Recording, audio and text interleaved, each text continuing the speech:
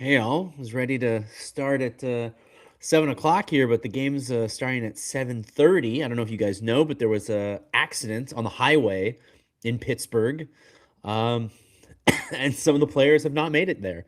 I should also note, everybody, I am sick currently. I have a cold, so if I sound a little bit off, that's why I sound a little bit off, and we're gonna make it work. We're gonna make it work.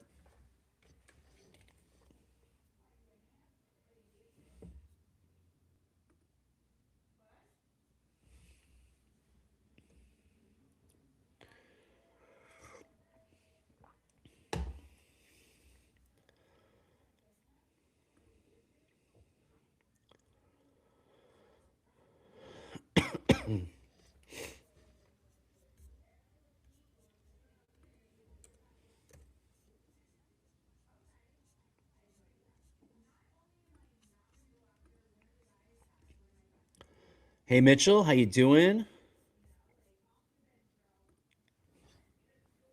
Hello, hello.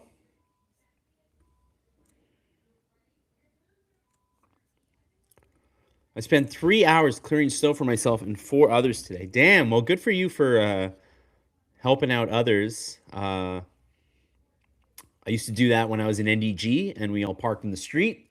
I recently moved a couple years ago actually to Côte Saint Luc, where I have an indoor lot, and I have not picked up a shovel since then. And I can't say that I miss it.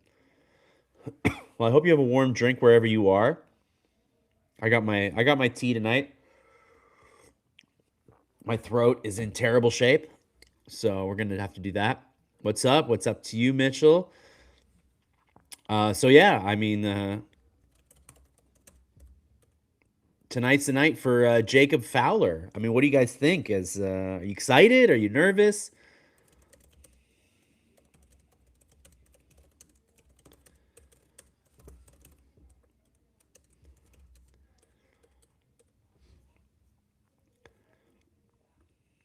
Ryan, it's an embarrassment that Jacky played his best 5 games of the year, and Struble, who started with the Lightning, scoring with his horrible playing, gets a free pass. I 100% agree, and I'm sure you guys watched. I saw a lot of you in the comments. I saw a lot of you watched the Hockey Inside Out bonus episode today about Arbor Jacky, where we literally say, we posted this at like 11 in the morning. Jackie's got his swagger back, and then Marty St. Louis sits him. Absolute. I try not to be overly, I try to leave the floor to you guys to tell me if you feel if like a decision is a good decision or a bad decision. But I'm just gonna straight up say bad decision by Marty St. Louis tonight to sit Jacky in favor of Struble. Struble looked really outmatched against Tampa, and Frankly's looked overmatched. And as I said it in another game, I think he's dragging down Lane Hudson. I don't feel like Lane Hudson's playing as well 5-on-5 uh, than he was obviously with Gooley when Gooley was around. So I would have tried Jacky. I don't know. But I think that move is a huge mistake, and I hope it does not come back to bite him in the butt. Of course, Engstrom will also be playing tonight, so maybe we'll see something from Engstrom.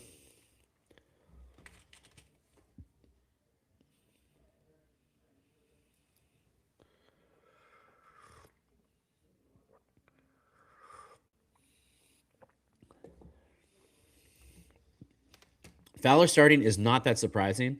I just have hope fans don't go to extremes regardless how he plays, great or gets bombed. This is Montreal. This is a goalie. The goalie, a new goalie, a goalie of the future. This is the organization that has deified, um, Price, Theodore, Patrick Waugh, Dryden. You know what I mean? Like this is a town of goalies. If Jacob Fowler shows anything, we're gonna go over the edge. We probably shouldn't be, but we might. Missing Gooley right now. The Canadians, we talk a lot about how much they're missing the forwards, and they definitely are because the bottom six is a disaster right now. But they are missing Gooley so badly on defense. I think Hudson's really missing Gooley on defense right now. Um, And man, he doesn't look like he's near coming back. I don't know. We haven't heard much of an update, just the 8 to 10 weeks. The only reason Wi-Fi isn't playing is the Pens don't play tough hockey. Marty St. Louis is a fan of no-touch hockey. If that's the reason why he's doing it, I still think it's a bad decision. I still think you just got to ride the guy who's been playing better. Also, it's not like Jaden Strubal's not there for his physicality. So, yeah. I am not with Marty sitting Jack Guy. Jack Guy was the only defenseman for the Lightning that did not look lost. Seriously. He was seriously the only good defenseman in that game, and he's being sat. It doesn't make any sense. It's mind-boggling decision. Agree. Sit Struble after he got beat with his pants down. Yo, Braden Point absolutely undressed him. It was embarrassing. I hope Struble costs us the game. That'll prove us all right. Oh no. Yeah, what's more important? What's more important? Forget about the Habs in like your life. There's certain people in this world. It's like more important to be like right than to be like good. I don't know. Sometimes people are like that. Some people get really competitive, even about like things that like are not that competitive. I'm not like that. I try not to be anyway. I don't care too much about I don't care too much about being right, which is why I would never make a particularly good analyst or opinion writer. I wouldn't be a good opinion writer. What would be my take? My take would be like, I think Marty's wrong, but either way, that'd be my take for the most part. I feel that Marty St. Louis, by the way, hi Mark, by the way. I feel that Marty St. Louis has pretty much destroyed Arbor's confidence. Struble was horrendous last game and has been for a while, but Arbor sits. I don't get it all. Yeah, I think we're all in agreement here. Like this decision, and I gotta say, I'm talking about it with the team too. If this weekend, where they play 3 games in 4 nights, if this goes sideways, if Jacob Fowler doesn't stand on his head and save 2 games for them, and they start next week outside the playoffs, looking like things are not going great, if they're challenging Buffalo for last in the division, which is very possible, I think the first real rumblings about Marty's job security are going to start coming up. Because a lot of what's going on right now feels preventable. The team looks good. Yes, they've had some injuries, but they just have not responded at all.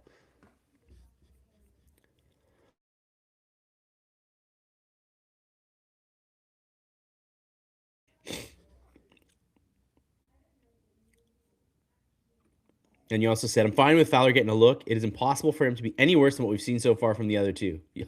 I mean, they both had under 800. Dobish and Montembeault, under 800 save percentages last game. Doesn't get worse than that.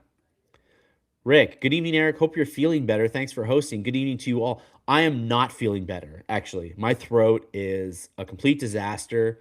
I got a cold. Guys, I was shooting a video for the Gazette. It was minus 20 something on Monday, and we went to go shoot something outside. We were outside for over an hour, and I've been laid out ever since. I was going to do Tuesday's game, and I was literally too sick to do Tuesday's game. Under normal circumstances, I probably wouldn't do tonight because I already can feel my throat. The game hasn't even started yet. My throat's already about to go. I've got my tea here. I'm gonna have to do a few tea refills tonight. But I got my lozenges in the other room. I gotta go get my lozenges. But like my throat is totally gone. But there's no way I'm missing Fowler night. There's no way. I'll lose my voice. I'll lose my voice, guys, for Fowler tonight. This might be the most important game in a long time. If Fowler becomes that guy, we might remember this game. Vezina, Durham, Plant, Vachon, Worsley, Dryden, Watt Price, all great goalies. And you know what? The RDS had the stat today. It was crazy.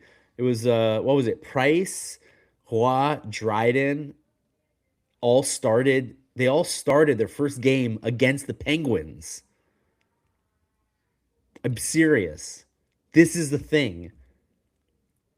Apparently, the Canadiens goalies destined for greatness start against the Penguins. So if you guys believe in fate, this is a thing that you can believe in.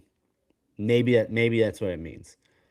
I will say everybody who's dealt with Fowler so far, so like Stu and all the reporters, they say the guy's unflappable. They said he's a real like cool as a cucumber guy. He's got the right temperament to be a goalie.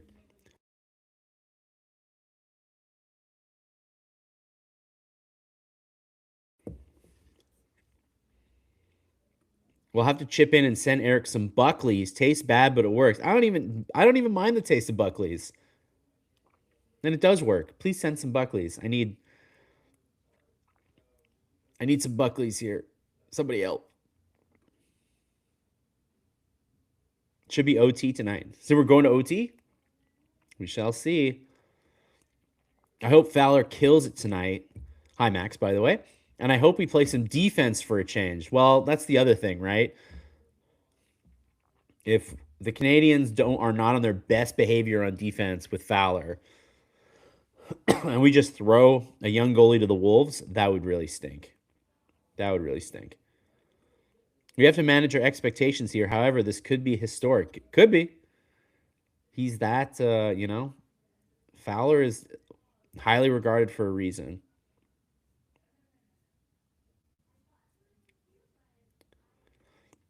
If he's the stallion we believe him to be, he will handle this just fine. That's what they're saying. They're saying that he's pretty cool under pressure.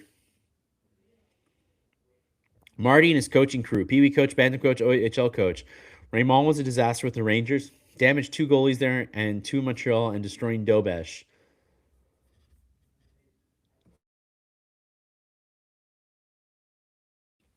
I'm not one for advocating firing anybody, but I think Raymond has to answer some serious questions for how things have gone this season.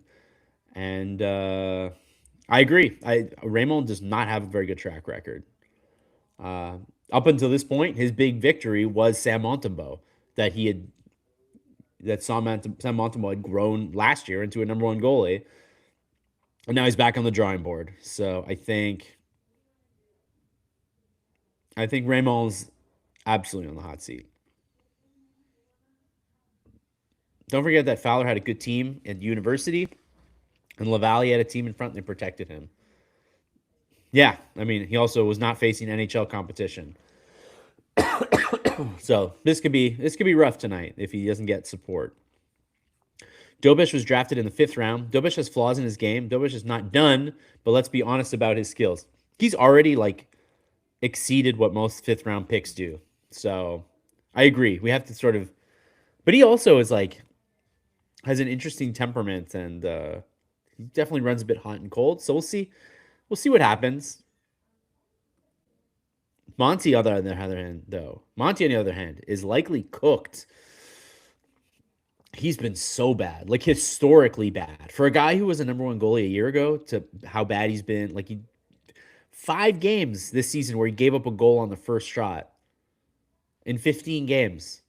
Like something is seriously wrong with Montembeault's game, and it's pretty historic, I think, how bad he's been, considering how good he was last year. I blame our defense because they're hanging our goalies out to dry too much. They're not helping.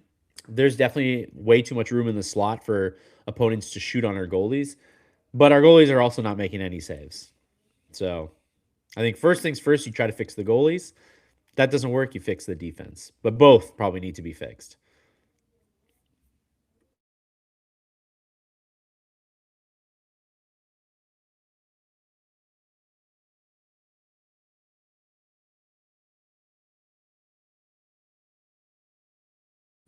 It looks like tonight, guys, they are breaking up the first pairing of Matheson and Dobson. It looks like Dobson's going to be playing with Hudson tonight. Very, okay, interesting move, but hey, you know what? Nobody really thought that Matheson would work with Dobson originally, and it worked out fine for a while.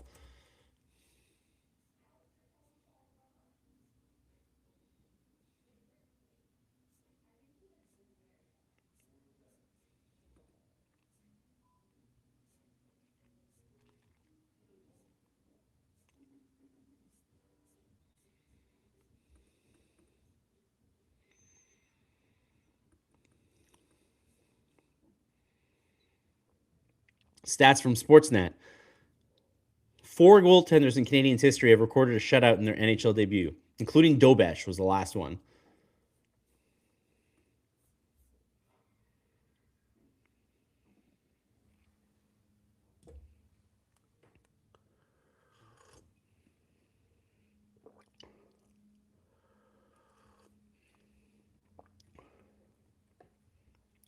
I would have tried this, but, well, no Arbor tonight.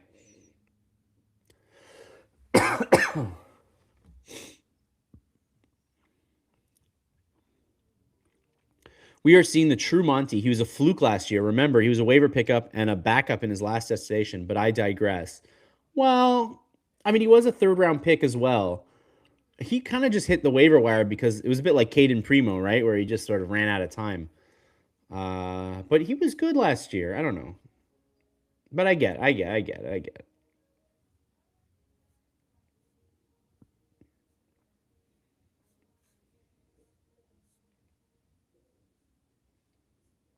Hold on. Posted here in July, Marty won't be around in 20 months from the start of the season. He may not make it to the end of the season. And after Reinbacher is brought up, there isn't any more.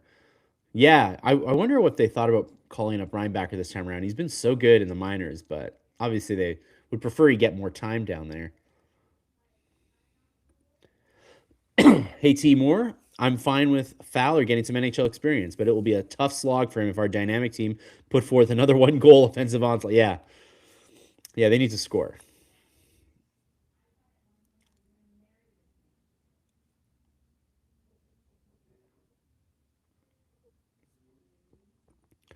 Monty's had a 900 save percentage for 3 years in a row. Last year was not a fluke. He just had a better defense last year.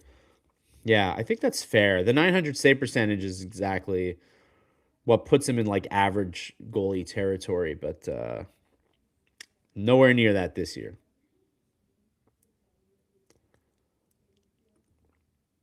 There's about a 1/4 to half second difference in the speed of decision making. Team has to get in front of Fowler so he can change his gear to be that split second faster. Yeah, there's definitely going to be some time to adapt. First team Montreal played in the 68 season when expansion to 12 teams was the Penguins. Also, Ryan saying all the injuries are catching up to us. Yeah, for sure. I mean, the bottom 6 has been an absolute disaster. Gallagher, Veleno, Anderson, Evans now gone. I mean, these guys have done nothing. They haven't produced anything in like the last 3 weeks.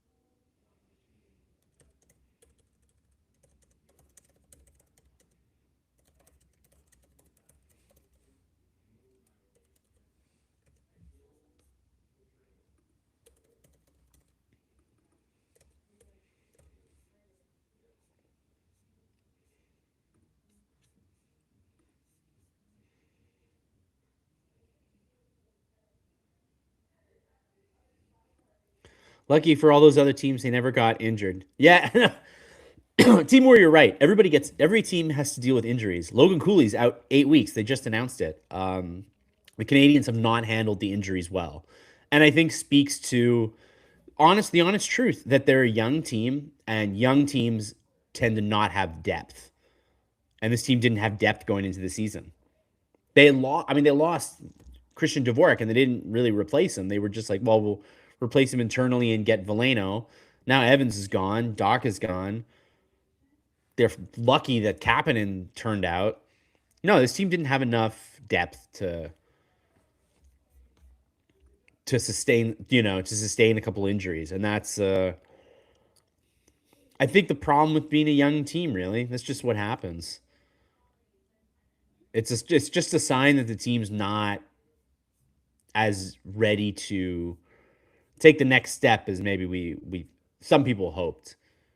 Because the good players have been good. You know, the top line's been good. The top, Demidov's been good. The top defense have been pretty good. Really, it's just the bottom lines have been a complete mess.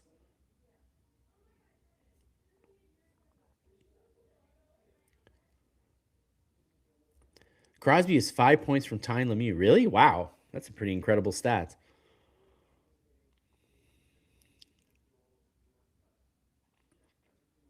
Remember the last half dozen games of last season? Montreal only won one against Carolina, who sat all their players. They only won one in the playoffs. Yeah, totally. They backdoored themselves into the playoffs. We all know that. They also got hot at the end of the season and got in. So I think we all left. I think we all left last year's playoffs being like, "Oh, this team is promising," but they need to. They're not. They need to do more things to get to the next level. Montreal traffic never delayed a Canadiens game. It could happen one day.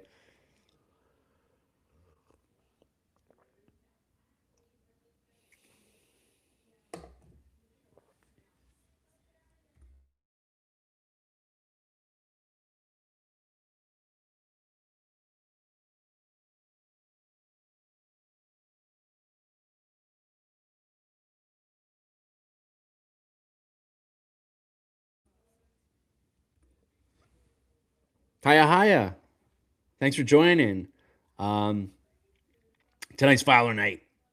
That's that's it. That's all. It's a big one. As you probably know, the game has been delayed until 7:30 due to a car accident on the highway in Pittsburgh. Some of the players apparently were late to the game, so they had to delay till 7:30. So we will get on there when it starts. I'll let you guys know when it starts.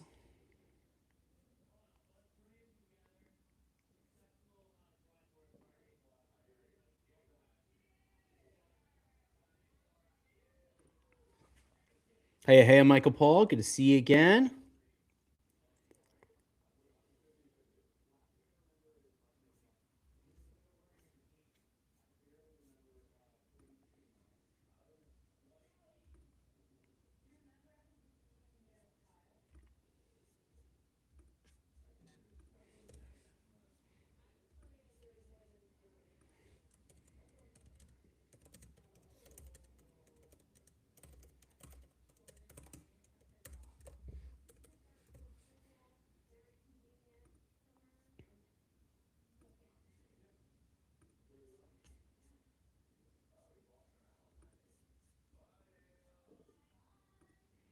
Hope everyone is all good. That accident tractor trailer is flipping on the daily over here. Oh my God, was it a tractor trailer?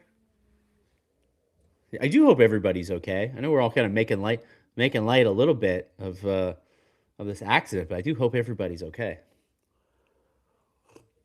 Whoa, look at these Pittsburgh jerseys tonight. They're like all yellow with just like a little bit of black bands on them. Love them.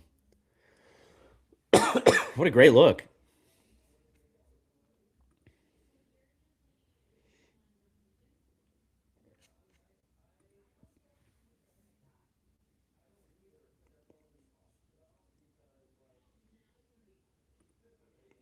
First week of March 1977, the city was shut down by a snowstorm.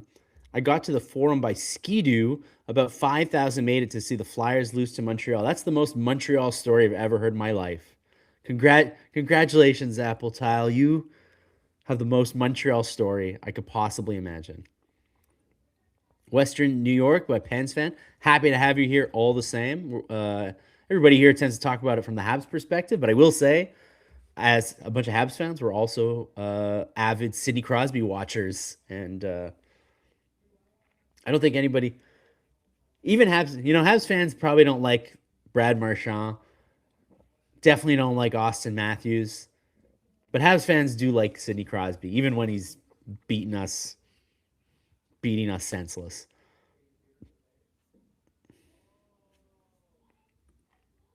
That's right, eh? Western New York. You're not a Sabres fan, or okay? I don't blame you if you're not a Sabres fan. It's okay.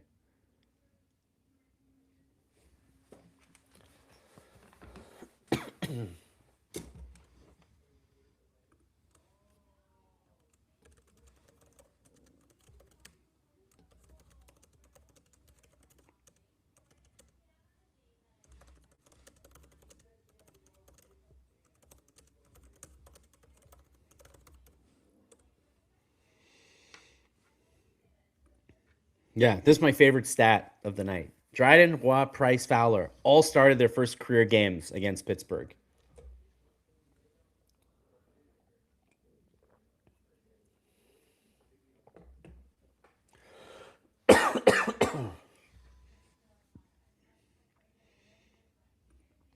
Yeah, Michael, we were talking about this earlier.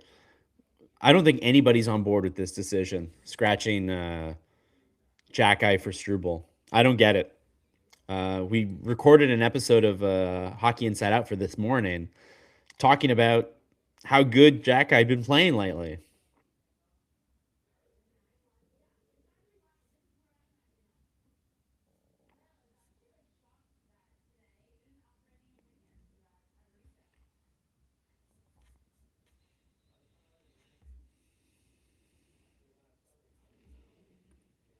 We were Ryan. We were all convinced. We were in the room, like all convinced, to the point where even when like the episode, like we edited the episode and it was ready to go, and I was like, we were talking about it amongst ourselves, and we're like, "Oof, are we gonna be proven wrong here?" And we were like, "No way. He'd be crazy to do that." Marty did say at the beginning of the year he's going to play the team more to win than develop. Not sure he understands they go hand in hand.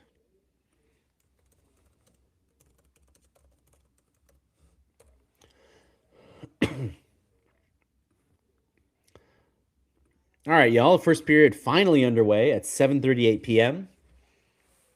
And 7 seconds in, we have a whistle.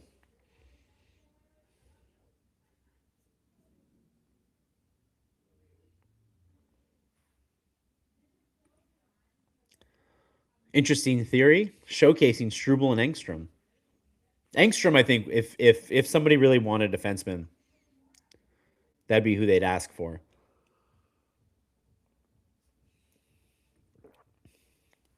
Yeah, I totally agreed with Green and Nyland that Arbor should play on the PK.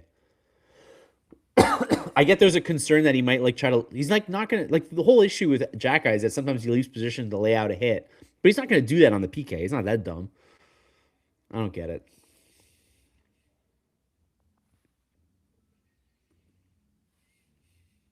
I like these Pens jerseys in general. Very old school.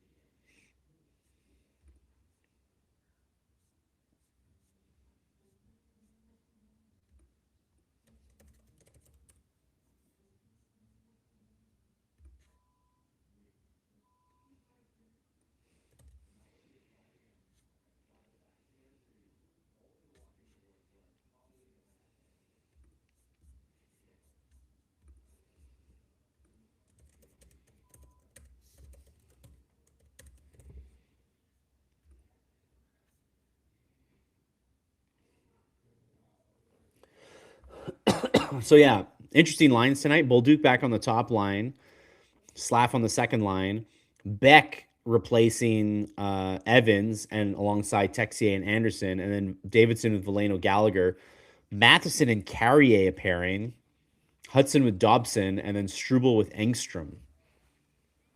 Good luck with all that.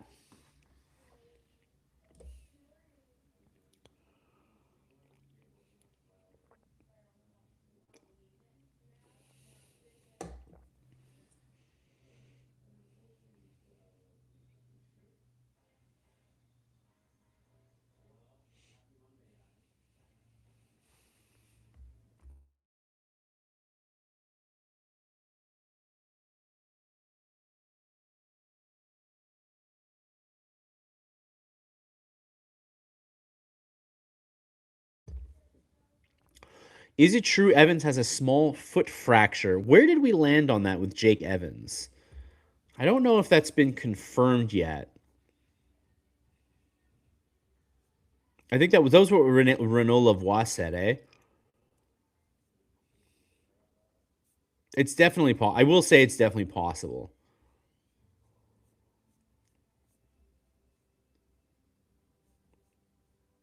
Yeah, it was Renaud Lavoie who said that it was a foot fracture for Evans. Renault's usually pretty sound on that stuff. I'll take his word for it.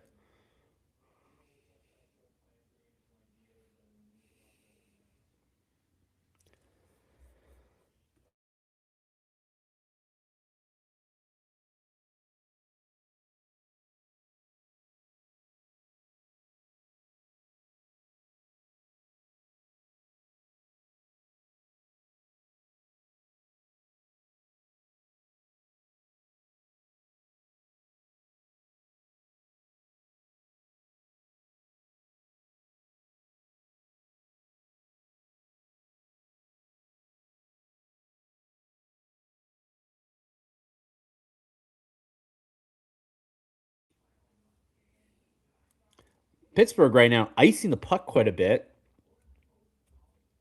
Fourth line for the Habs. They didn't really get any chances, but they definitely tired out Pittsburgh in their zone, and then Pittsburgh had no choice but to ice it.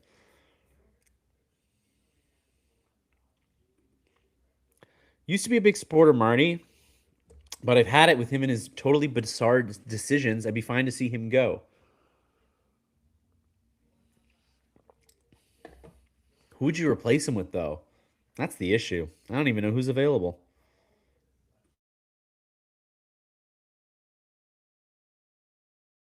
1-0 Habs.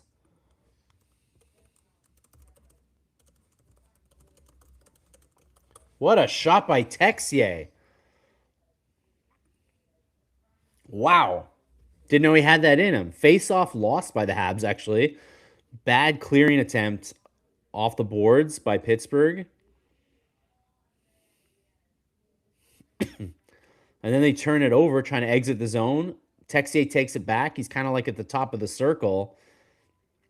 And he just hit a big wrister. That was like a real old school wrist shot. What a beauty. That's his first goal as a Hab.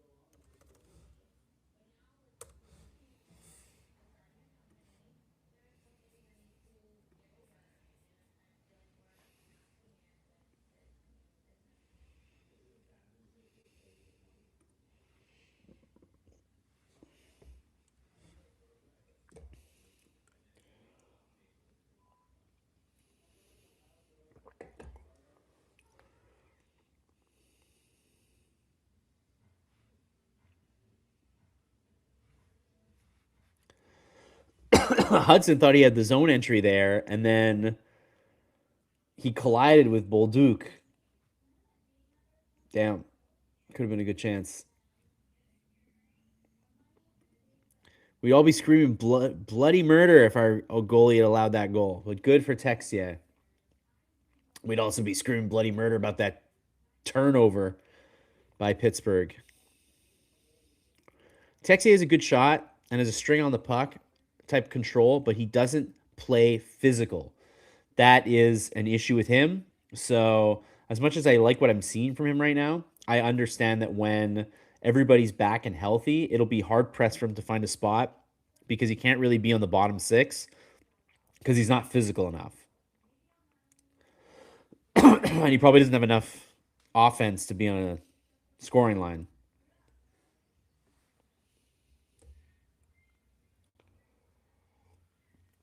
Wow, Sidney Crosby is down, and Sidney Crosby is really struggling to get back to the bench. He can't put any weight on his left leg. Wow.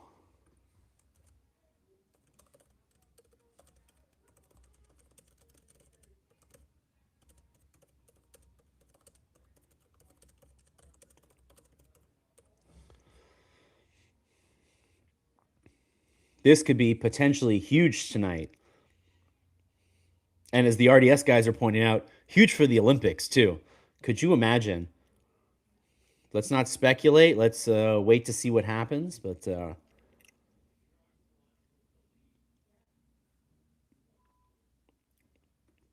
yeah, Bolduc just was not standing in the right place. Hey, Karen. Hope you're enjoying your beverage. I got my tea here. I told you guys earlier I have a terrible cold, and I should probably be resting my voice, and I'm not because it's Fowler, and I couldn't miss Fowler.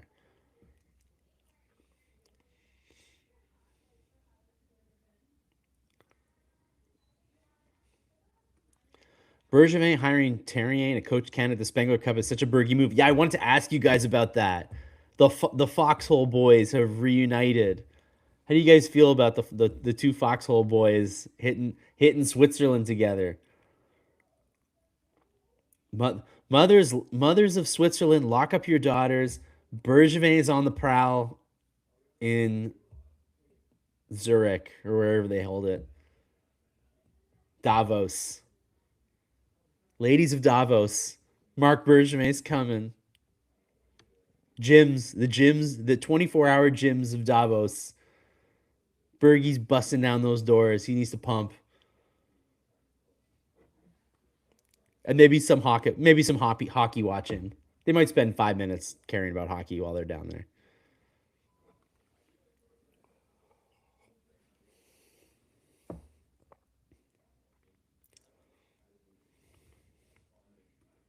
Abbott and Costello. That sounds about right. Hope Crosby is okay. Such a great player. Hope he hits 100 points this season. I know he's having such a good year. Do you guys remember at the beginning of the year when we were like, oh, maybe the Pens won't be very good and they'll trade Crosby to the Habs? Well, that's why we play the games. Pens are good. Crosby's better than ever.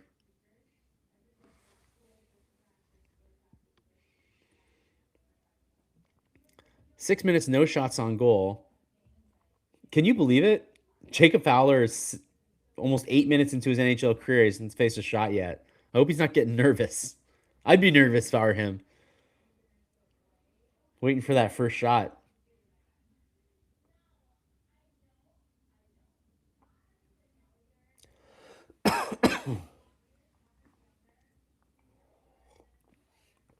Nope. Two misses. Still no shot.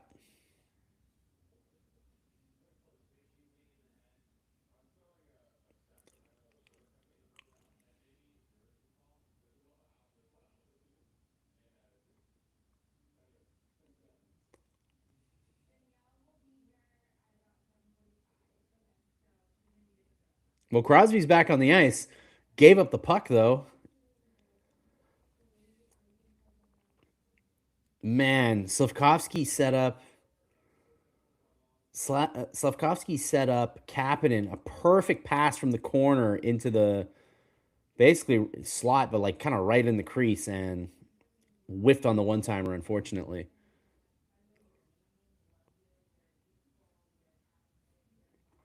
Letang is my fave, though. Another Montreal zone, Chris Letang. Another Penguin player that I just like. I can't dislike.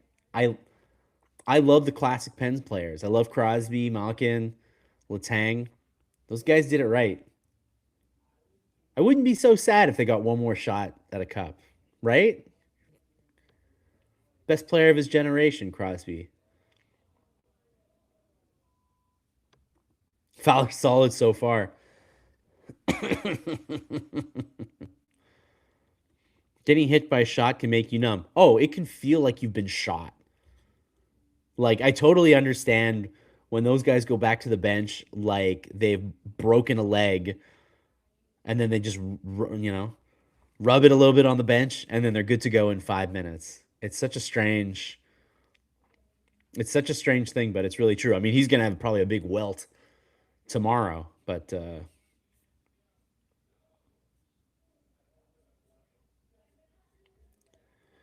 prediction time. Oh my god, I don't think I've been anywhere near right.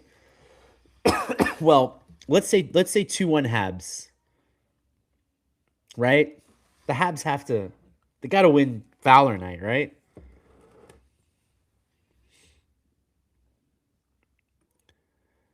Because of where I live, I can't watch the game. So depending on you to keep me posted, it is 1-0 Canadians.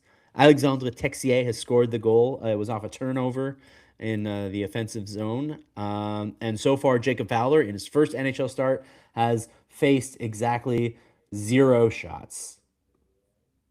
0 shots in almost 10 minutes. We're at 11:15. Fowler at this rate will lead the Calder.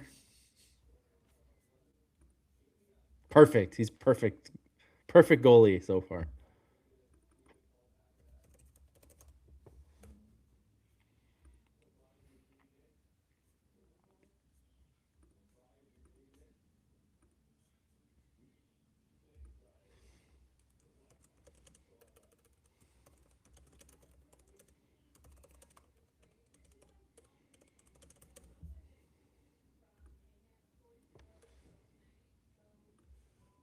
Well, we have, yeah. So it's an offensive zone face off for the Pens.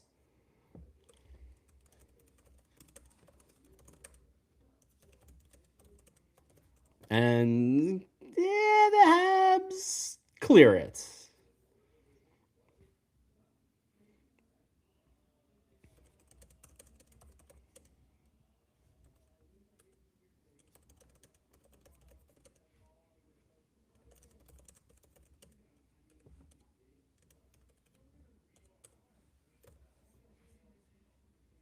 Gonna have a penalty here.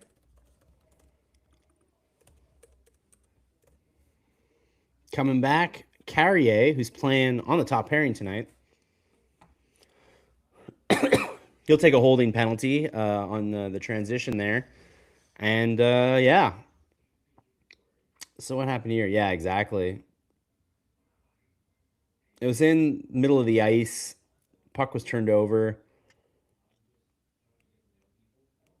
And the Pens have the best power play in hockey, apparently. And Crosby's on the ice.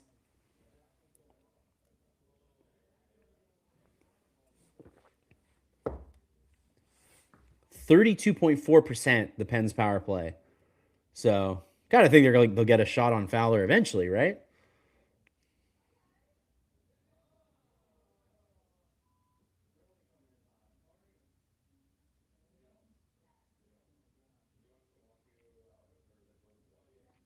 Carlson keeps it in the zone. Crosby's along the wall. How about it?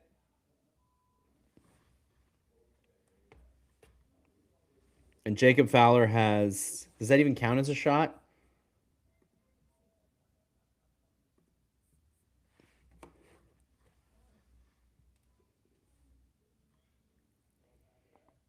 Kind of a kick. Mantha was in front of the net. I'm not sure he got a shot off technically, but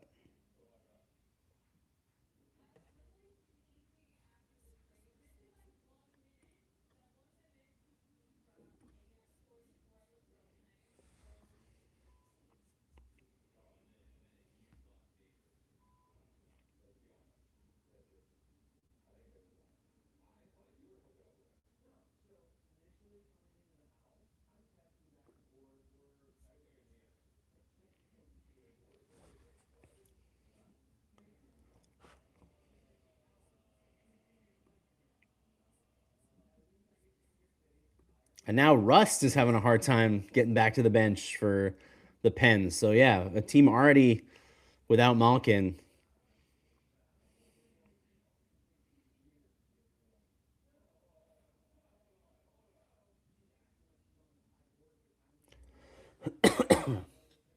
.22 seconds left in the power play. Oh, that was a nice cross ice pass, but very nice pad save by Fowler.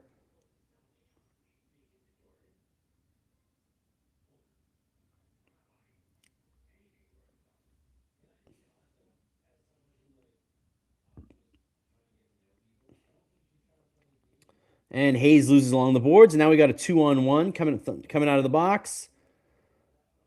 But Matheson had so much more speed than Carrier that he just took it in. All right, that nice pad save that I thought Fowler took. It looks like it was a deflection, and it's not going to count as a shot. So Fowler has one shot against right now, and it was basically a puck that didn't even reach the net. It kind of just tipped off Mantha's skate and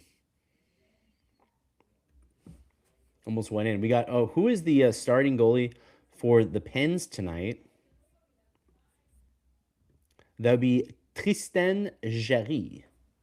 Tristan Jarry.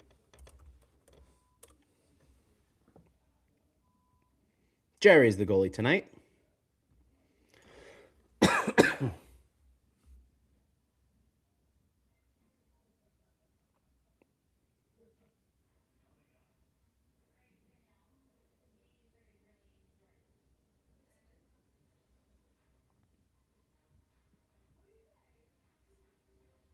Defense is playing tighter than a skin on a grape.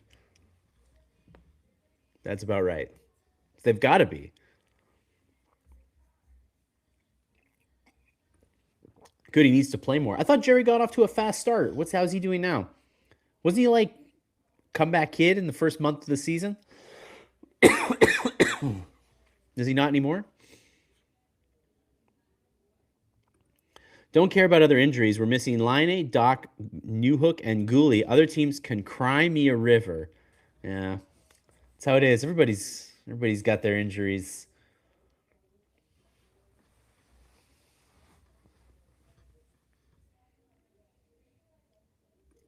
Should have spread out more on that rush. Yeah, I feel like Carrier was a little discombobulated coming out of the box, and Matheson just really wanted to get to the net, and he was so fast, and I think Carrier was just like a step behind, and then he had no choice but to take that shot from a bad angle. Last year, Rempe jumped Jackeye and regretted it. Honestly, we talk about these like 6'10" behemoth guys, and we're like, oh yeah, they're not very good fighters. Some of them, I don't know. Rempe just seemed more like a big freak than a fighter. And I don't know about Curtis Douglas. I haven't seen him fight yet, but I don't know. I tell you what, you don't want to get in a fight with a guy who's 6'10" because all it takes is one punch and you're out. But I think as we've seen sometimes before on the boxing circuit, sometimes that longer reach doesn't always help you. I know there was a point in time with the heavyweights where we had like those super heavyweights. There's only one heavyweight division, but they had the super heavyweights. There's like that guy from Russia who was like about 7 foot tall, about 350 pounds. And when guys figured out that he threw punches so slowly, like they were able to take him out.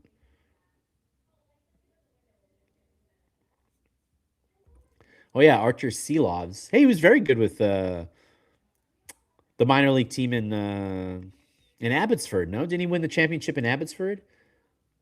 Hey, we've got another guy looking uncomfortable, and that's Demidov on the bench. Oh boy.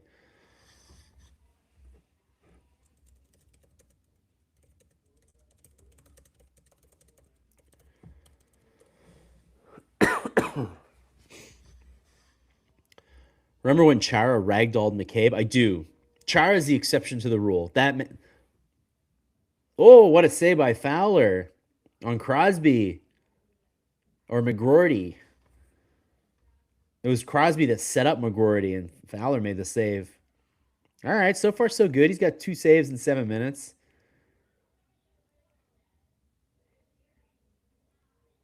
I mean, Crosby just turned Matheson inside out along the boards and then set up a one-timer pass to McGroarty.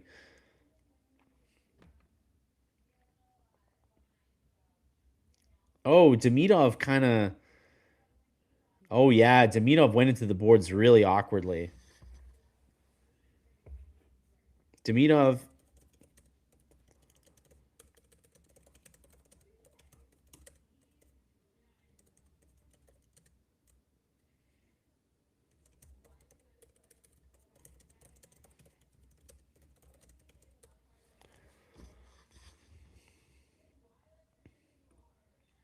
Yeah, like right now, he's on the bench doing this with like a bit of like a grimace. Not good.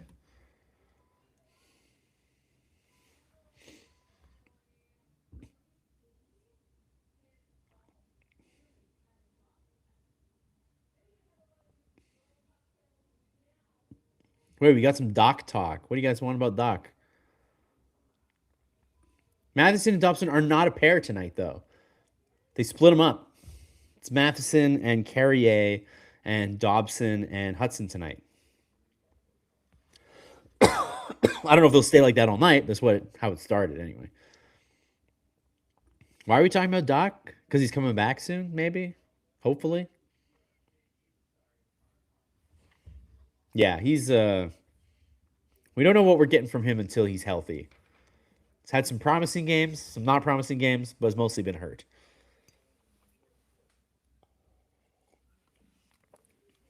Justin Brazeau, who I kind of wanted the Habs to pick up in the offseason, is going to the penalty box.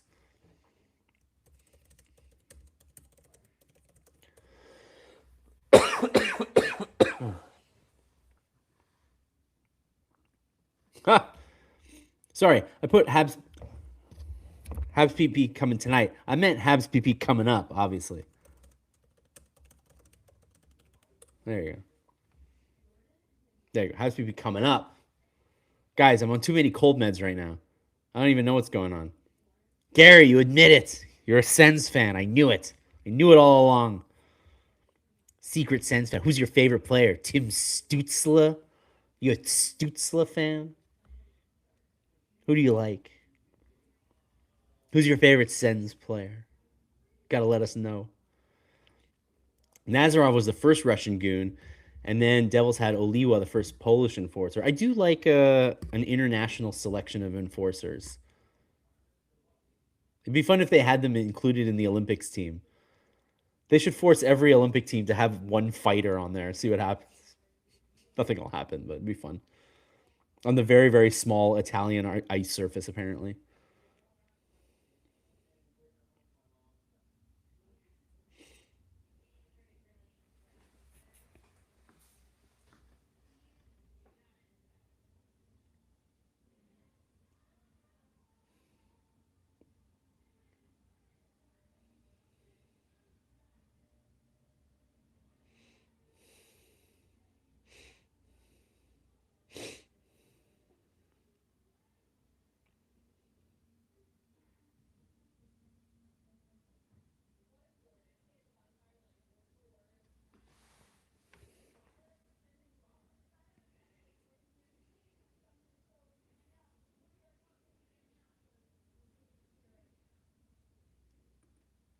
Can't comprehend Galley on the PP. I would agree with you, Mark. I guess the theory is that he's good at staying in front of the net, and because it's the power play, his lack of speed isn't a huge issue. But the guy has what, 1 goal this year, 2 goals this year?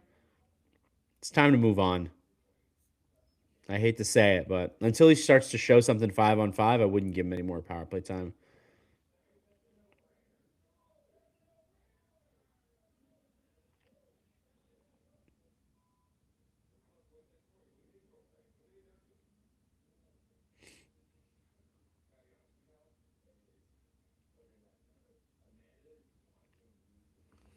Fowler with a nice little calm glove save after the penalty ends. Artie is talking about something I've been mentioning forever. Losing the initial draw on the PP, it's a huge problem. It's a huge problem. This is why, say what you want about Christian Dvorak. They, I don't think Christian Dvorak was the most irreplaceable player in the world. They could have found another Christian Dvorak. But what Christian Dvorak brought to the table as a left-handed center who could win faceoffs, who could kind of contribute a little bit on offense and could kill penalties, has had a cascading effect on the rest of this team where Evans is playing his worst hockey this year because he's kind of having to do both roles. You've got Suzuki kind of back on this double shifting kind of thing because he's the only guy you can trust to take faceoffs. Veleno was supposed to pick up some of the slack, couldn't do it at all. Absolutely. What a mess. They need a left handed center. And they need to decide that Veleno is not the guy. I don't know how much more rope Veleno has. I think if Evans is gone a while, Veleno's going to get a lot of rope on the fourth line, but I still think they need somebody else. Josh Anderson was on the power play. At the end of the power play, yes, he was. I don't know if it was an end of the power play thing, but he was on at the end of the power play. Have you watched the entire 1987's World Junior Soviet Union Canada brawl in like highlights? I don't think I watched the whole thing. I should. Is it available on YouTube? Armia was another big body that excelled on the PK. Both are missed. Yeah, it was funny because I was like, when it was clear that Armia was going to leave as a free agent, I was like, well, they got Heineman. Heineman's going to come in and kind of take on that role as like a big winger that can provide some offense. And then, of course, they traded Heineman and Bolduc. For all that Bolduc brings to the table, the guy doesn't look like he's got any aptitude for killing penalties or playing defense at all. So I think Bolduc can be a pretty good player, but he's just not a fit anywhere in the lineup right now. He's kind of weird. I don't know. Hasn't worked out super well yet. But it's early, and he's 21. Important that the team has given Fowler a soft entry so far, for sure. But now Pittsburgh's up to 5 shots, so let's hope let's hope Fowler is warmed up enough.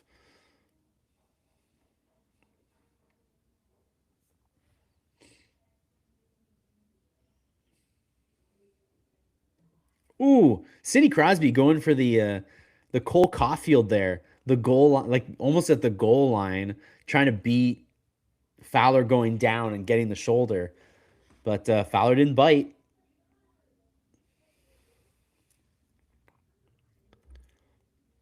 We never accurately replaced Dvorak as the third line center, 100%, and I think they need somebody. I think they got Veleno to maybe do that, but he's not the guy. And they don't have a left-handed guy to come in. Because even if like Beck does okay, Kapanen does okay, they're all righties. Oh man, Caulfield right in front of the net.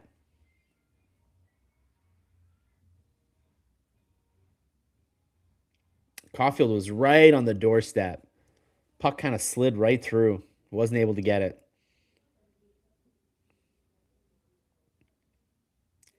The top line with Bolduc showing a little something.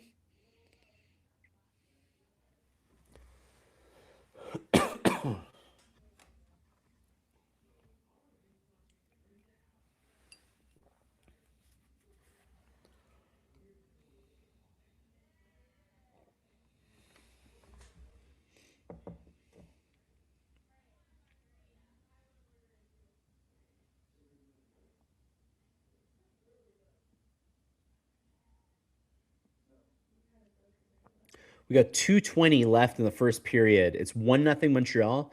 Texier is your lone goal scorer, unassisted goal, and the shots are 5-4 Montreal. Although I think that changed. I think it was 5-5, but we'll see.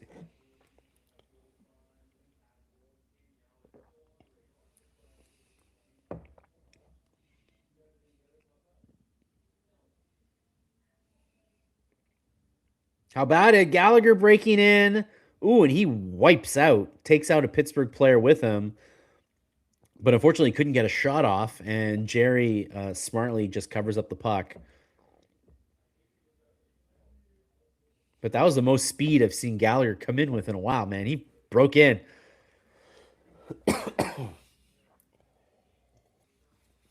He went to the net hard. Looked like a trip.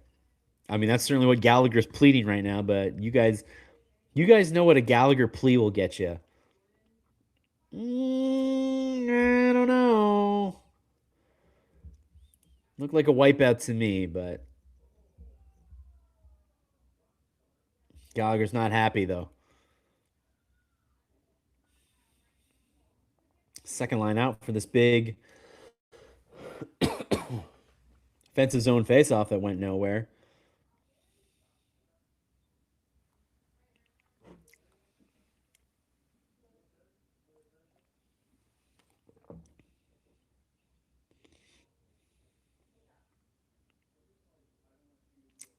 Man, another nice play with Slavkovsky kind of in the corner,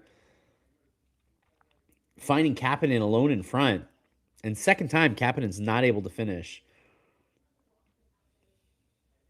Ooh, what a nice play by Slavkovsky in the neutral zone to get the puck to Demidov on the zone entry. I gotta say, in open ice, Slavkovsky's gotten really good at using his body. It's pretty hard to knock the puck off of him.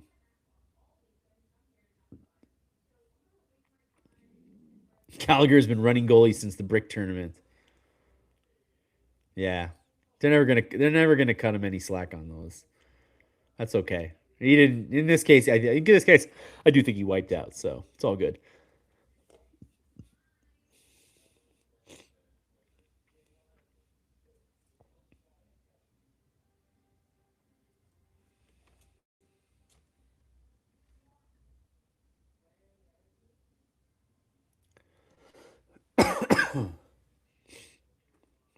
I'm hoping that Hudson would get his plane weight to about 185. Pretty sure he would reach a higher ceiling.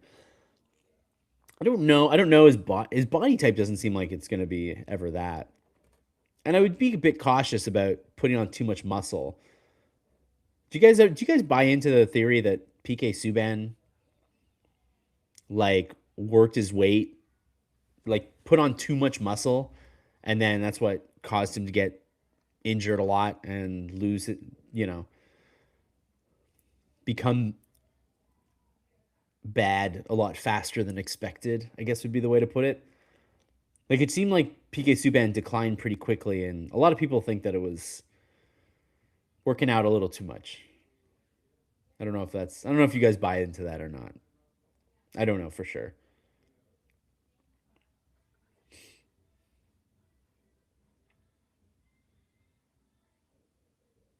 All right, 30 seconds to go in the period. Oh, come on, Caulfield. Caulfield stripped the puck right in front of Jerry, had time to deke him out and couldn't beat him. Oh, and now Caulfield trying the little bank shot. I mean, Caulfield's getting his chances. This time Suzuki with the bank shot on the triangle there. And the first period is over.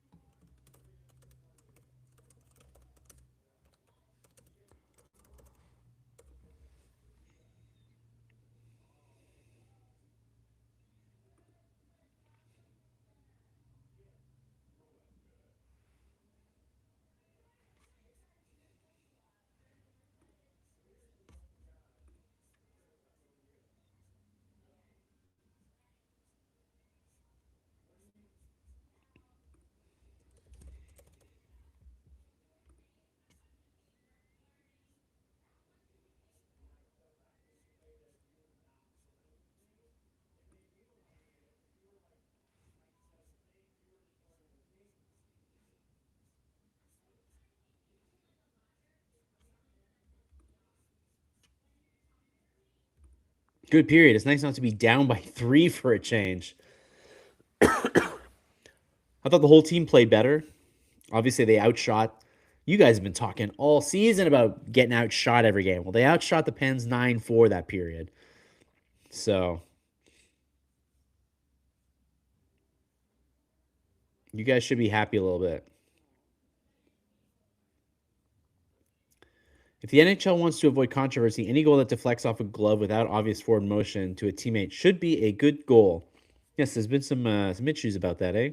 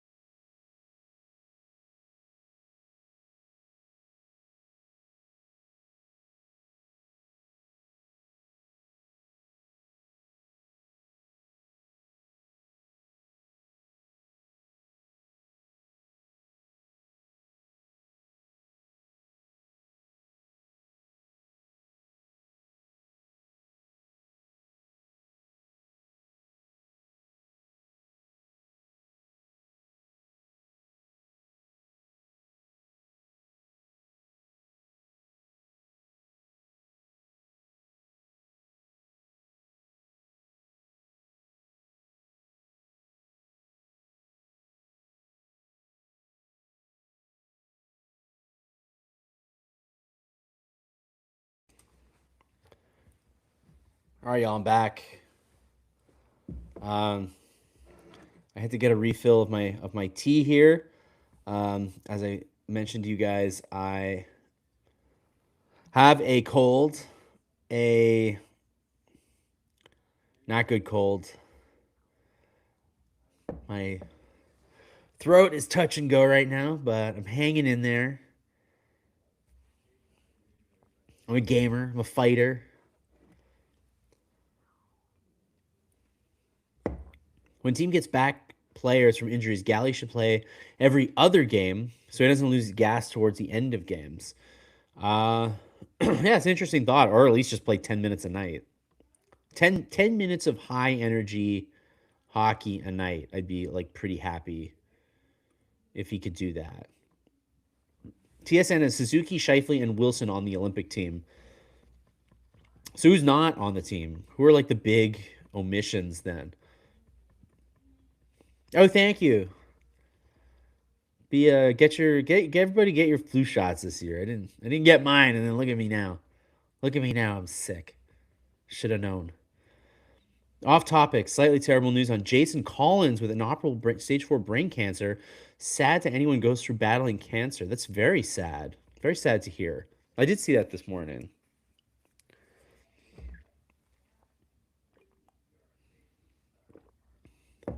Jason Collins, by the way, a former NBA player, if you guys don't know.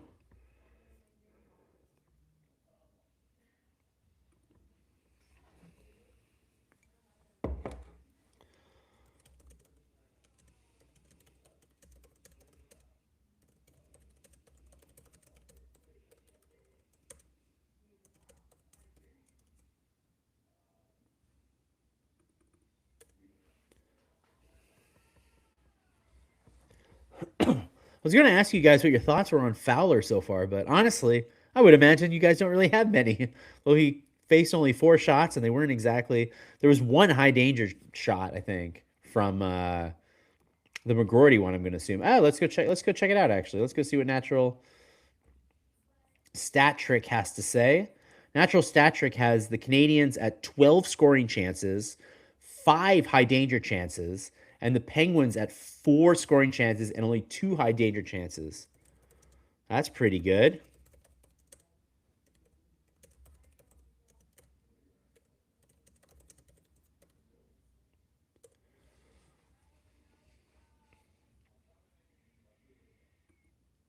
Why are names all screwy? I don't know. I wish I. Unfortunately, the one thing about YouTube is that I don't really know anything about YouTube.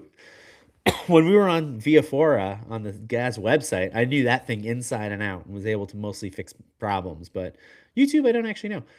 Any word on when people should be back from injuries? Yes. Doc, I think, was end of the year. So pretty soon. Gooley was like January, I want to say. Puckpedia, hold on, I'm gonna go to Puckpedia. Puckpedia has actually pretty accurate numbers about this, right? They have like injury projections. Okay. Kirby Dach's estimated return is December 28th. Gooley's estimated return is January 8th. Patrick Laine's estimated return is February 28th. And Alex Newhook's estimated return is March 17th. Jake Evans is listed as day to day, but as we know, it was originally posted as personal reasons, and Renaud Lavoie is reporting that it could be a foot issue. So stay tuned for that one. Ryan Reeves is actually playing almost every game for San Jose, protecting Celebrini, Smith, and others. God, I can't wait till when are the Canadians going to take on the Ducks and Sharks? Have we missed that already? Yo, those teams are fun right now. And Connor Bedard in Chicago.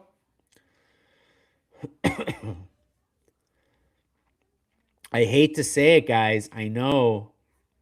I know it's not going to be popular, but I know we all know it's true.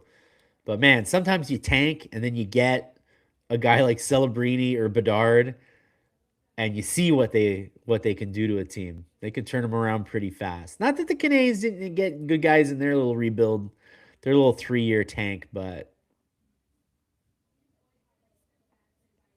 That is a little bit that sometimes I feel a type of way about it. I also wanted to check out Money Puck because I wanted to see. Do you guys ever do the odds, the odd meter? What do we got right now? On the deserve to win meter, the Canadians are currently at 58, around 58 to 59% after 1,000 game simulations. If you go by how things went in the first period, that's a pretty cool tool. I like that one. I want to see all three play Montreal. I know. I want to see these fun teams. The Eastern Conference is kind of boring. Not gonna lie, our division is kind of boring. Got some good teams. Hey, we have the Atlantic Division has the reigning Cup champion, but I gotta say, I kind of want to watch the young guns. Anaheim, San Jose, Chicago. They look fun.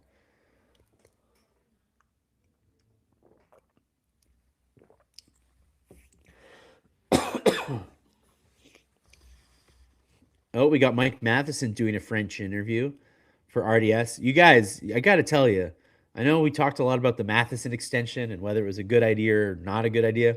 And I do have to tell you, this moment right now, talking about doing an interview with the French broadcaster, definitely did not hurt in contract negotiations.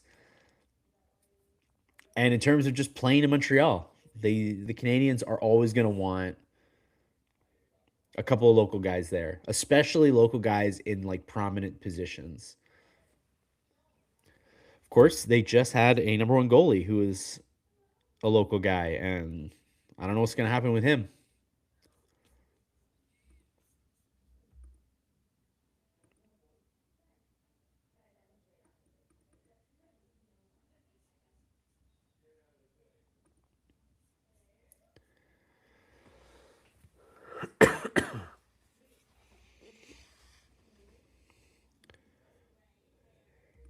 CJ needs to shave that awful beard. Wait, which CJ? Claude Julien? Does Claude Julien have a beard? No, what CJ are you talking about?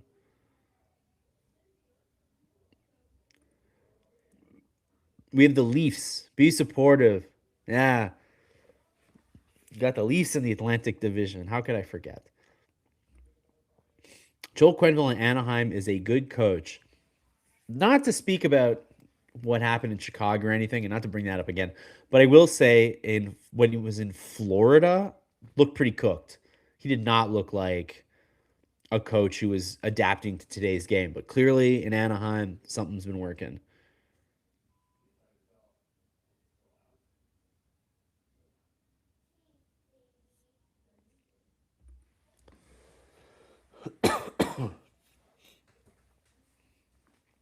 But yeah, so far not a ton of highlights. If you head over to the website, you can watch. Well, you can watch Texier's goal.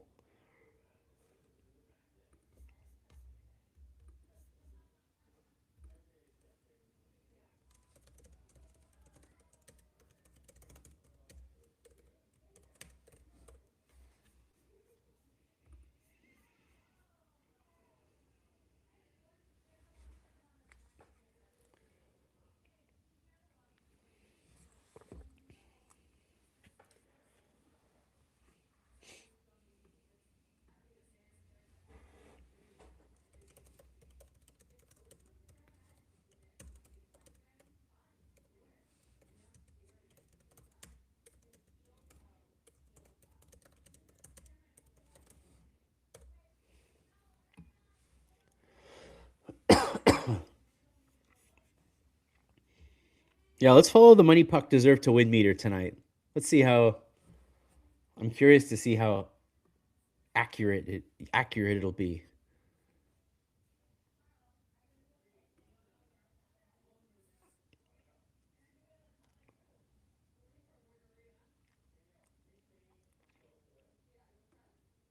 Want a mask? I have Habs masks from COVID. Well, I'm alone in my room right now. My wife's in the other room. My wife also got a cold. She got the cold before me, so we already spread it to each other. So no mask necessary. If I go outside, I'll wear a mask. But I honestly, I filled up on groceries on Sunday, and then got sick on Monday. Um, so I can sit here in my room and cough all I want while watching the game and be miserable. My only hope, guys, from being sick right now is that this is like my flu of the season, and then I'm good for the holidays because you don't want to be sick during the holidays. And then I don't want to be sick in like January, February because it's already so damn cold and already so miserable. Getting sick just makes it even worse. So this is my hope. So fingers crossed.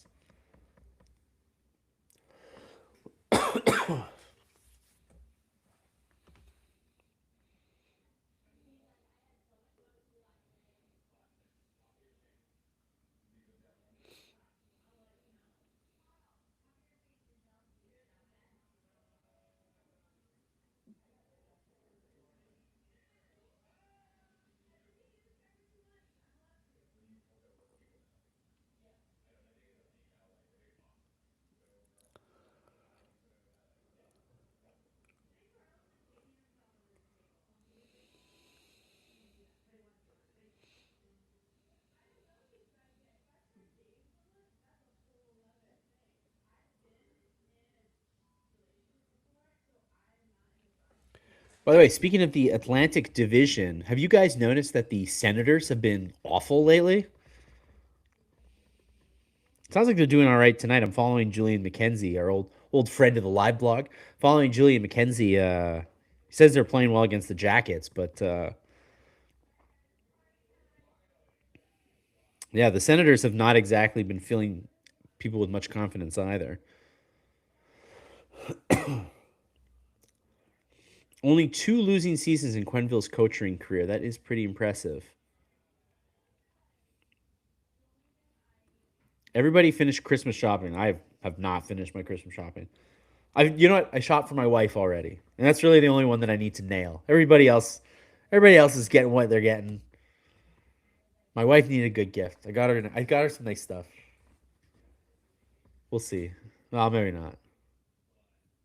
No, I know she helped guide me a little, so I know it's in good. I know it's in good. I know. I love Texier shootout. Go. Do you think he could ever do it in a game? Wouldn't that be fun? If he ever gets a breakaway in the game and pulls it off, that'd be.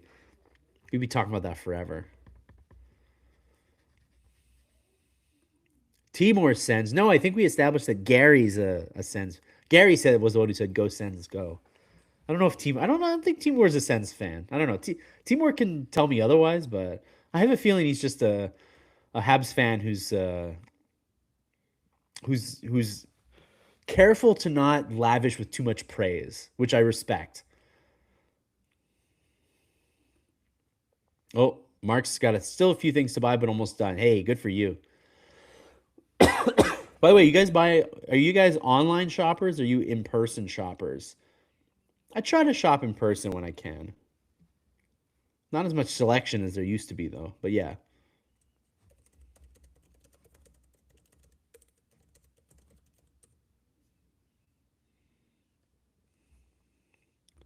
All right. Well, back for the second period. Uh, Second period, the bane of Montreal's existence. So let's see how it goes.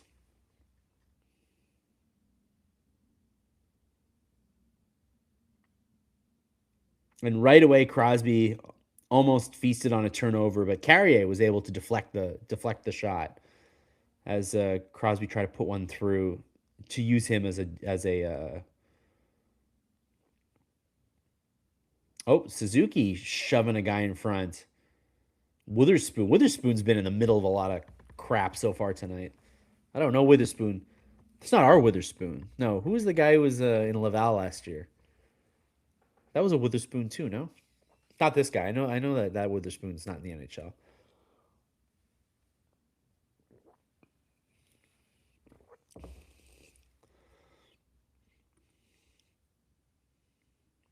They need it. Their differential is still very, very bad.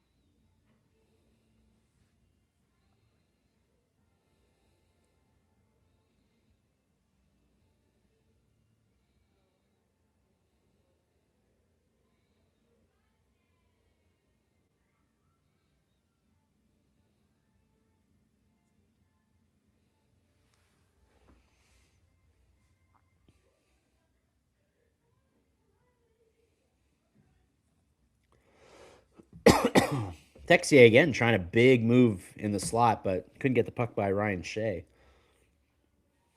I like to see him trying, though.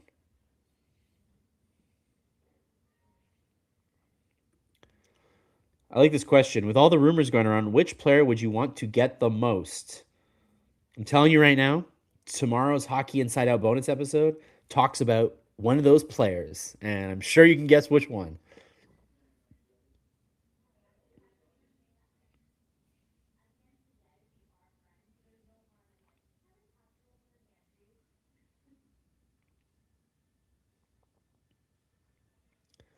Remember when the shootout just started and there was a lot of talk about teams having shootout specialists? That never really materialized.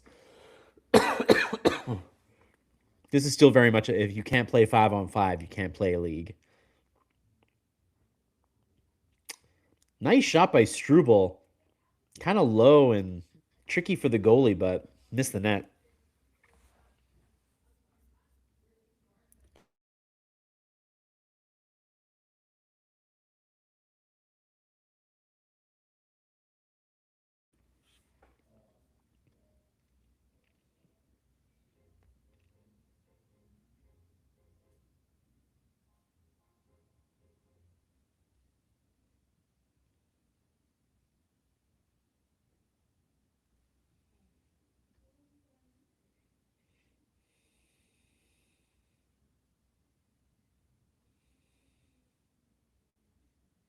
Owen Beck's on the ice right now. I feel like I did not notice him much in the first.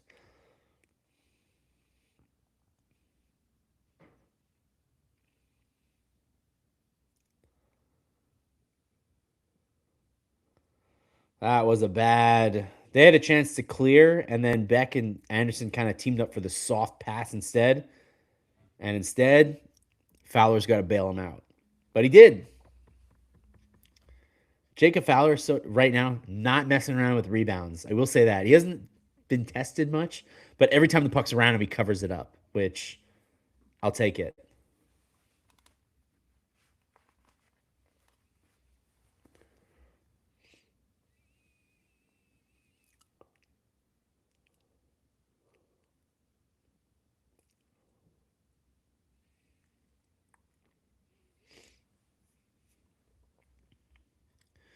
Beck and Engstrom not noticeable. And that could be a good thing, to be honest.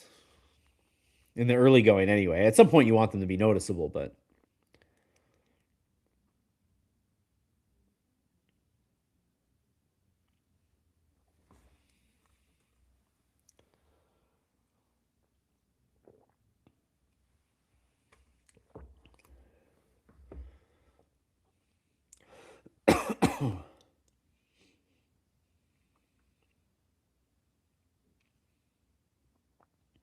oh, Carrier had a chance to set up Bolduc for a really nice chance. Bolduc, as you know, who scored all 6 of his goals on the road this year. Uh, but Bolduc was kind of turned around and he couldn't get the pass. Russ, by the way, who was kind of in pain earlier, but he's back on the ice.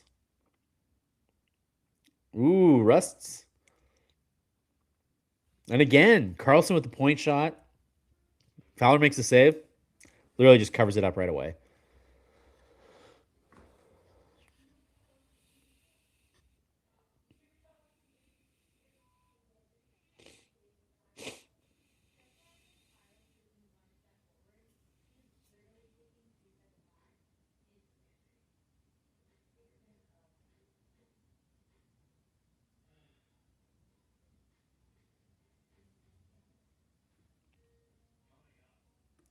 Same. They're talking about like Joey Hishon, like former Avalanche pick, being Nick Suzuki's Cole Caulfield's brother. What a weird trip. I mean, he's cute. I like it. That's a little weird, I think. But than the usual like moms and dads trip. Oh, did Edstrom play 5 minutes so far? Okay. He's getting his shift then.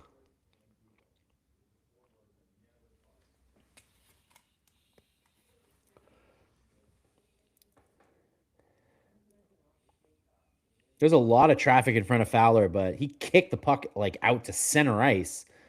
And the Canadians are taking it to the other way, and Brendan Gallagher. Oh, ye of little faith. Brendan Gallagher scores.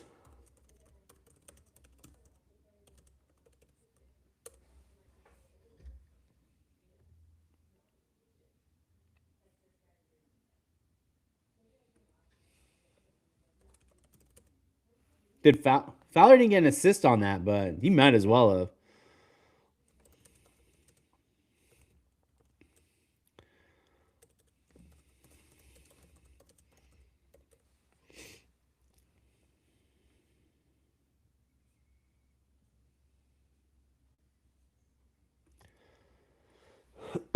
Yeah, so not only did Gallagher score, but Fowler started that play by kicking the puck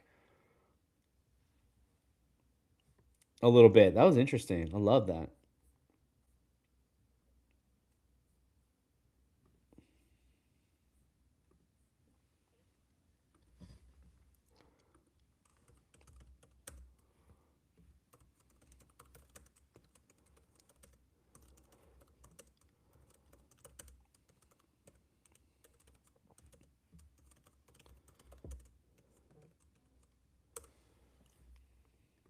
Oh, and now we got a penalty for Dobson. He's not happy about that. And after being more of a goal guy at the start of the year, Slavkovsky's starting to get more comfortable setting guys up. Yeah, that's a couple hacks.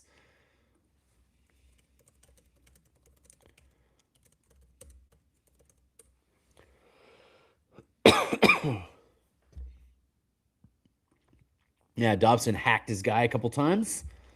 That'll definitely be a penalty. 2 goals from bottom six guys. Very accurate. Kind of. I guess. Yeah, no, Texi's on the bottom six tonight. I'll give you that. He was on the top six week game ago, but now he's in the bottom. Great time for a goal. Pittsburgh was starting to get going. I very much agree. This could hopefully be a momentum shifter, especially if the Habs can kill this penalty. Finally, secondary scoring. Always thrilled when Galley scores. Nobody works harder. I love it.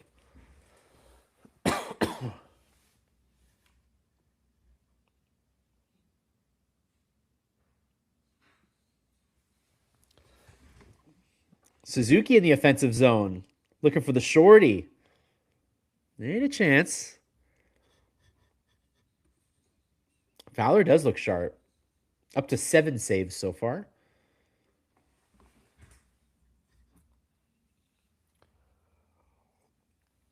Ben Kindle is a rookie with 4 power play goals this year. Never heard of him. Clearly, I should have.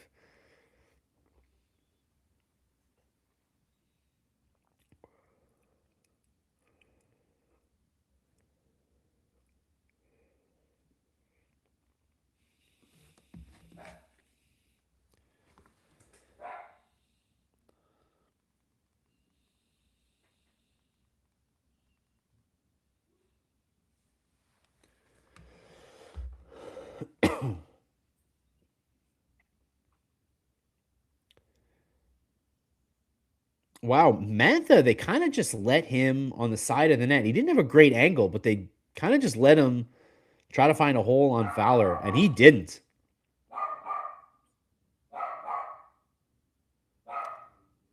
And there you go, another like trying to center it. Wasn't able to. And now the Canadians get to come up the ice on the PK.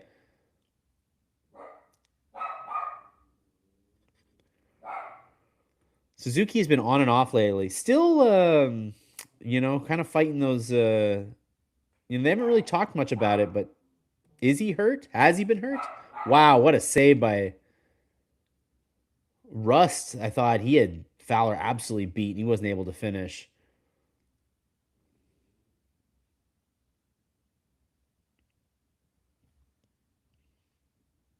Wow, Kindle with the big blast, and then Rust with the rebound, trying for the bank shot. Fowler solved it all so far.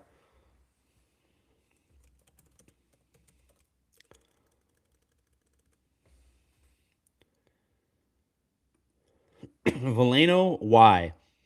because he's a left-handed guy who takes face-offs. It's kind of what he is right now. He's what they call a face-off get-off. Unfortunately, he doesn't get off.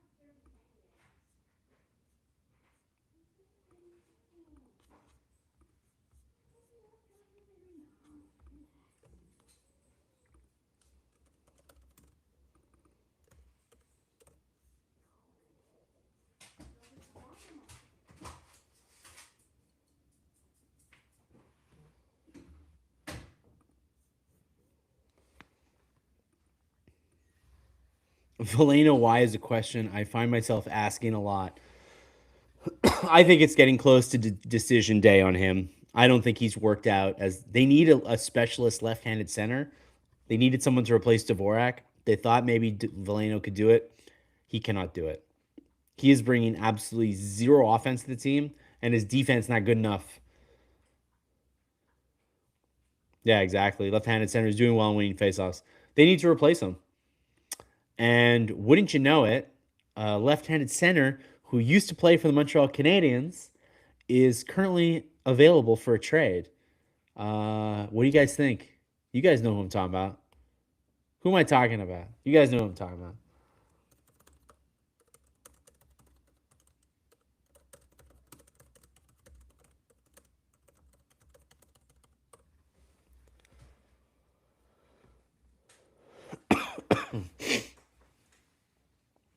What do you think? Not that he's scoring much either, but I trust him a little more than Veleno. That's for sure.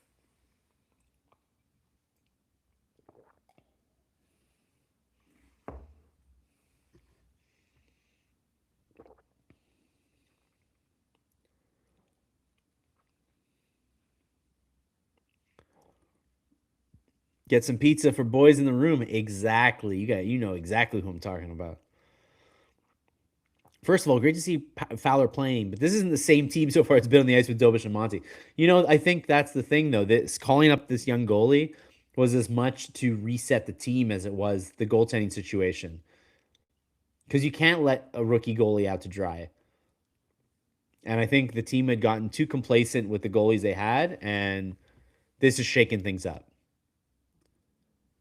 The Kings, former Habs center on the Kings, that guy's available. I think they're getting him. I have no proof, no basis of proof on this other than I think the Kings are pretty desperate to get rid of that guy's contract.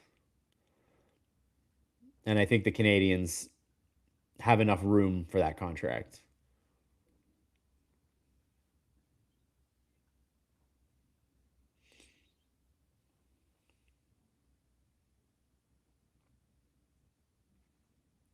I also feel like he would just take a lot of those hard minutes that Suzuki has to take right now that you don't want Suzuki to take.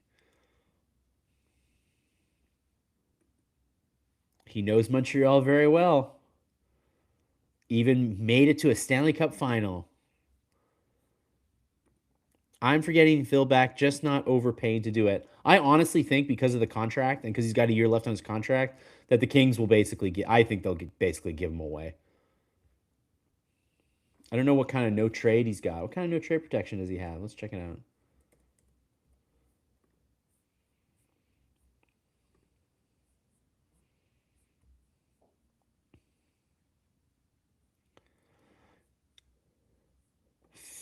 Phil Deneau has a He has 1 year left on his deal after this year at 5.5 million. That's what makes him difficult to trade. He's 32. Oh, nice try. Nice try by the top line there. Hey, they still got a chance on this. Ah, they stripped Suzuki. Nah, he kept it. Nah, they stripped him. Um, so no, Danault's contract, he's got a year left on his deal. He's 32, and he has a 10-team no trade. Um, but I think he would come back, to be honest. He didn't really want to leave. He wanted to, I mean, you guys know why he left. He left because the contract negotiations with Bergevin got leaked by Bergevin. Uh, and he didn't like the way he was treated, so he wanted out. But I don't think he ever wanted to leave Montreal. And I think for a guy who signed a contract in LA and was like happy to go there, I think if he's got somewhere that he like if he has to go, if the Kings make it hard for him to stay, I think Montreal is a place that he would want to go back to. Do I think it's awesome to pay Gallagher, Danault, and Anderson all that money? I don't, but again, I think it's just short term money that they have, and I don't think it's going to get in the way of anything. Is my feel on it? Yeah, that's a penalty off the draw.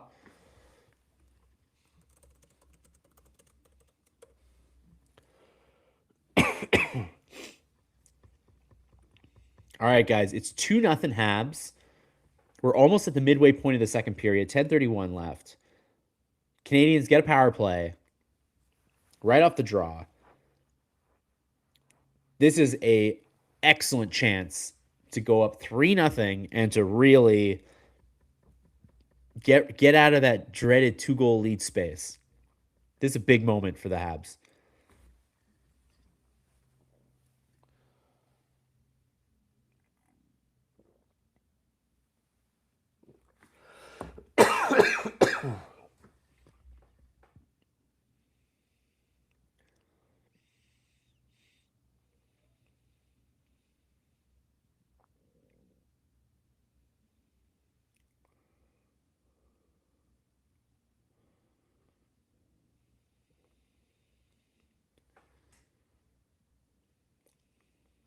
Ah,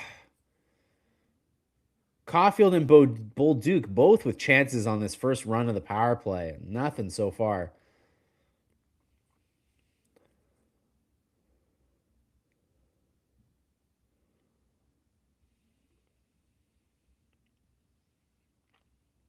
Now they got to retreat a little bit back to the point. Hey, Cole Caulfield finally.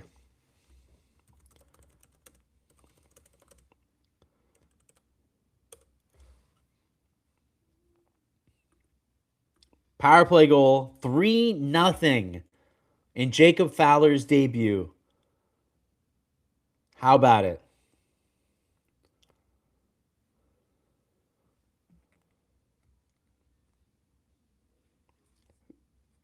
It was one of those bank shots.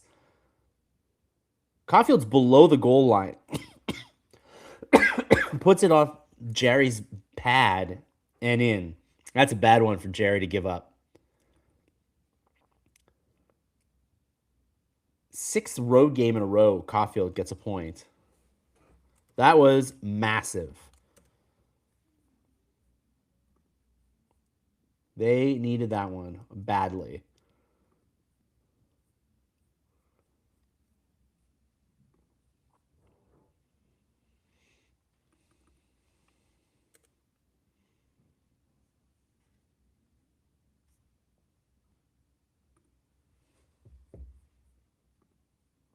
We have another penalty coming after the break. What's going on?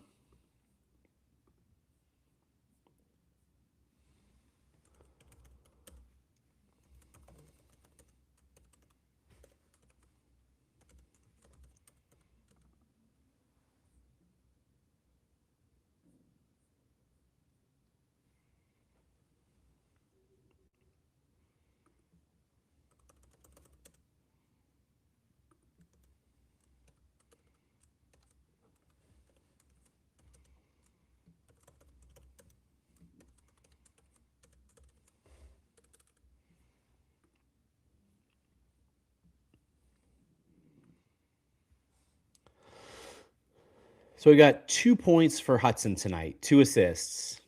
This guy keeps chugging. But we do have a penalty coming up for the Habs.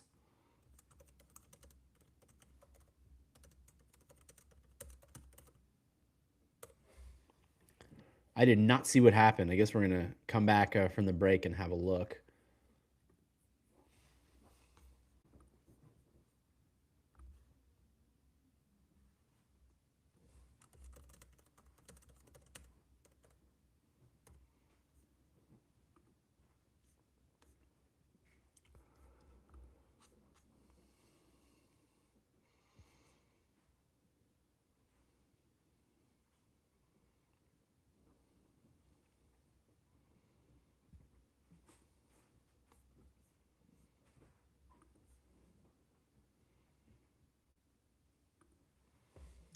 No one will claim Marty off waivers. Somebody might want him to play. He looks like he can still play hockey. As for coaching, they're going through a bad run right now. I'm not going to say that. I'm not going to deny that. But I will say that Marty's had some ups. It's not all bad. He's starting to make some weird decisions now that I think we're not all feeling, but hey, they're winning 3-0 tonight.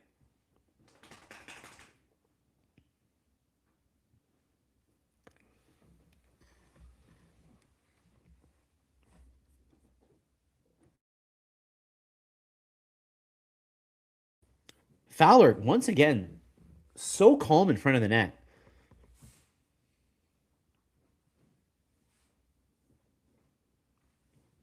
Look at that. There's traffic. Fowler's watching. He doesn't seem bothered, man. And look, that was a one-timer with a deflection. And he was perfectly centered.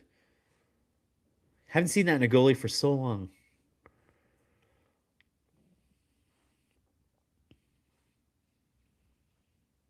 Fowler's having a great second period, I will say.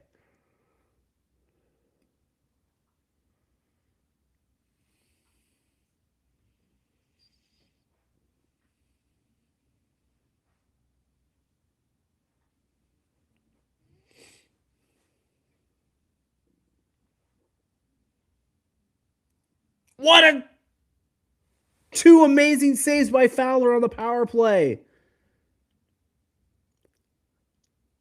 Unbelievable.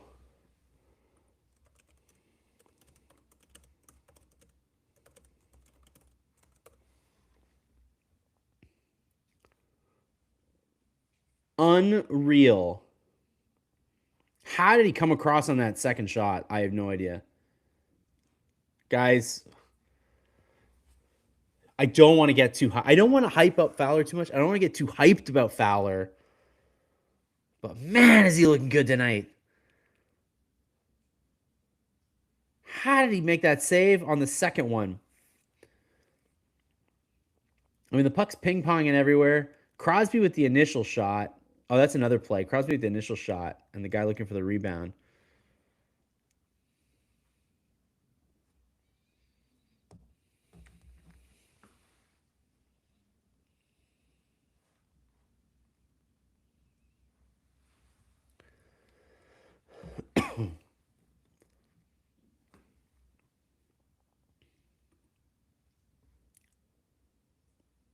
Got some Fowler. That was a good save. Good on Fowler. He's in the zone. Key saves. Wait a minute. They're going upstairs. They're really going to check that goal? Come on. That wasn't in.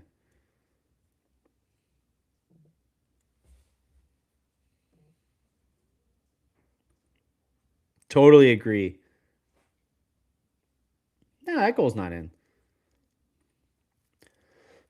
No happy feet. Totally. After this performance by Fowler, Minnesota will be forced to play Monty. Don't even right now. Don't even.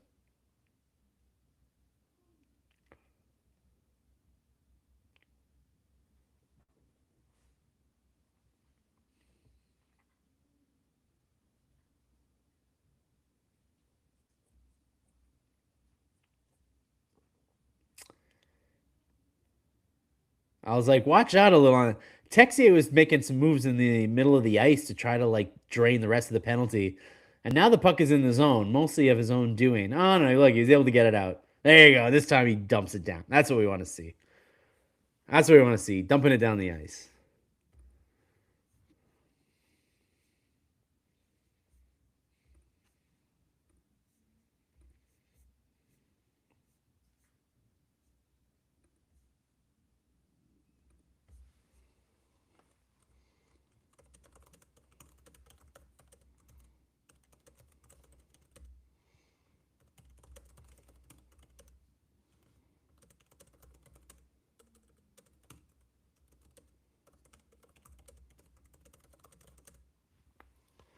Well, Struble is in the corner and struggling to get. I mean, he's not leaving the ice because the puck's in the zone. He's just got to dump it out, but he is in a lot of discomfort.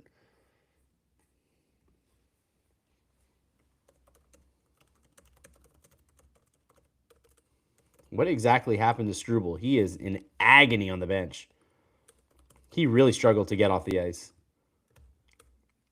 He sort of got tangled up in the corner with Acciari.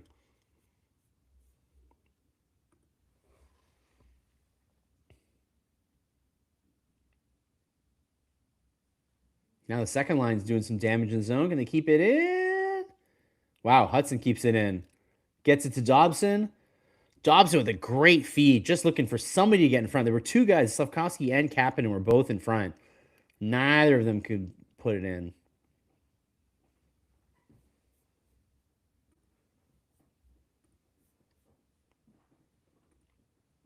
Hey, if Texier can play a little bit of PK time, that's huge for the Habs.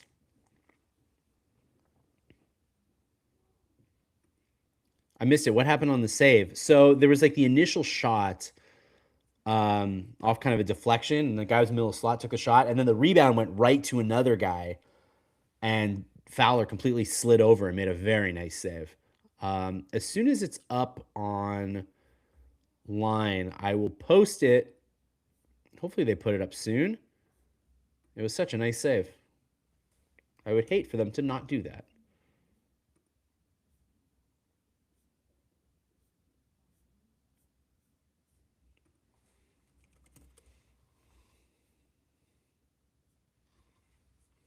Ah, it is up. Hold on. Let me put it online.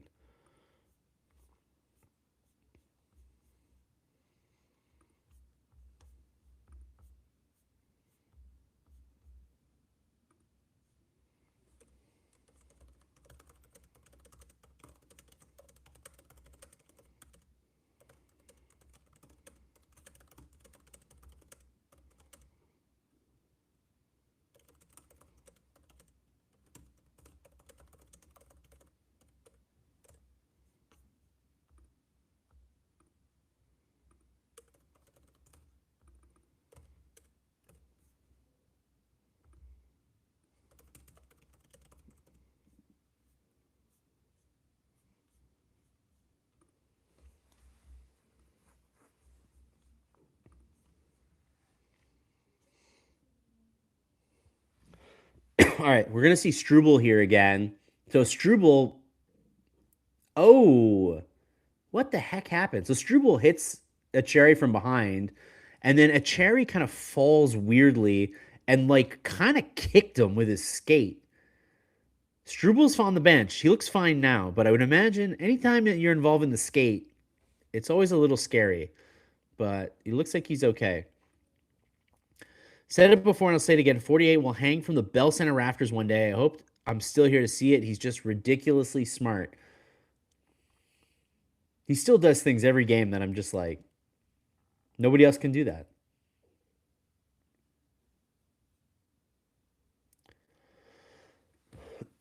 I agree with that comment. I never loved seeing Suzuki on the PK. Totally, that's totally why I want Danault back. I don't think Danault is like on the upswing of his career. He's definitely on the downswing of his career, but I don't care. I just think that's a guy who can kill some penalties still. He can still absorb some tough minutes. And 5.5 mil for a third line center is not, it's going right these days.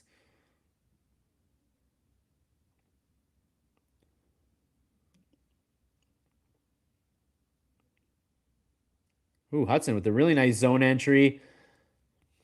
And Bull Duke, man, right in his wheelhouse, had a great chance to shoot from the slot. Jerry made a save. Oh, and then Crosby wipes out at the other end. Pittsburgh had a 2-on-1 going. And now the Canadians are up the ice again. Oof. Two really nice shots from Davidson, but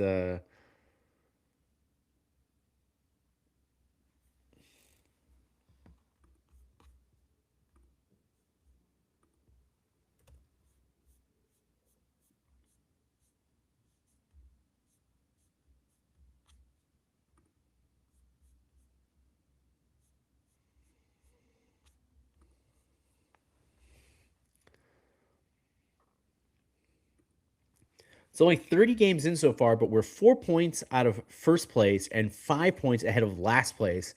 Habs definitely need to go on an extended waiting streak. They are, and God, they're playing all these back to backs.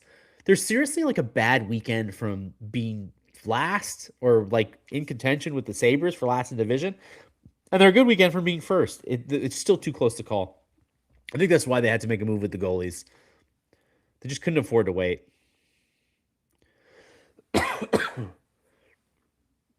I still believe Danault wants to score, and he chose LA as was never going to get that chance in Montreal. Hopefully, he'd be open to returning. Well, I think at this point, the feeling is not mutual, and the Kings don't want him.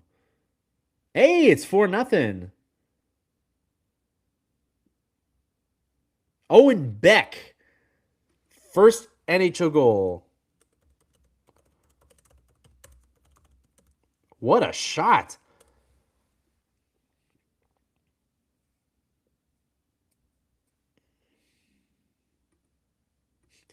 I saw that shot and I was like, who the heck was that? I was like, who's 60? It's like 62. Who the heck is that?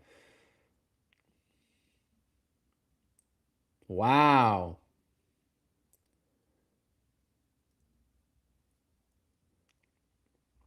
Just a clean zone entry and shot. Beats Jerry Glovehand. Jerry's not having a good night.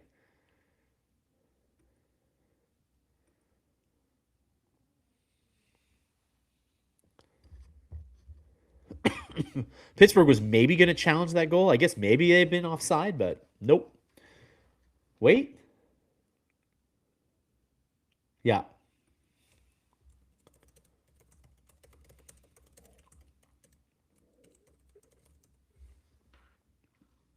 No. Pens are calling a timeout.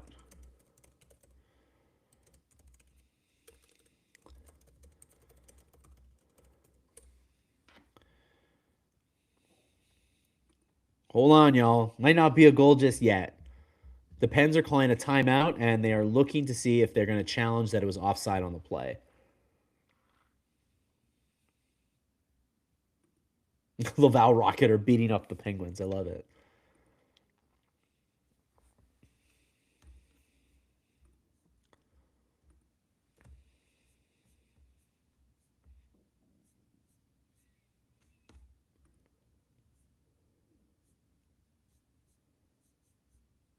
Yeah.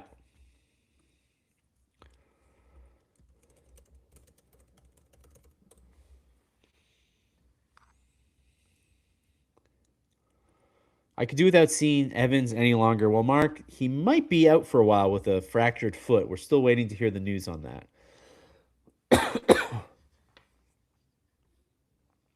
I don't know about that being offside. Specifically, I don't know if there's any evidence to overturn it. It looks very close. But I think under normal circumstances, I think the Pens would not challenge.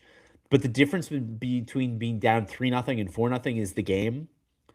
So I think in their mind, if there's a fraction of a hope that it could be 3-0, they'll take it. Because if it's 4-0, it's done. The game's over for them. So this is like to me a last stab. It didn't look conclusive enough to me. So I don't know. We'll see.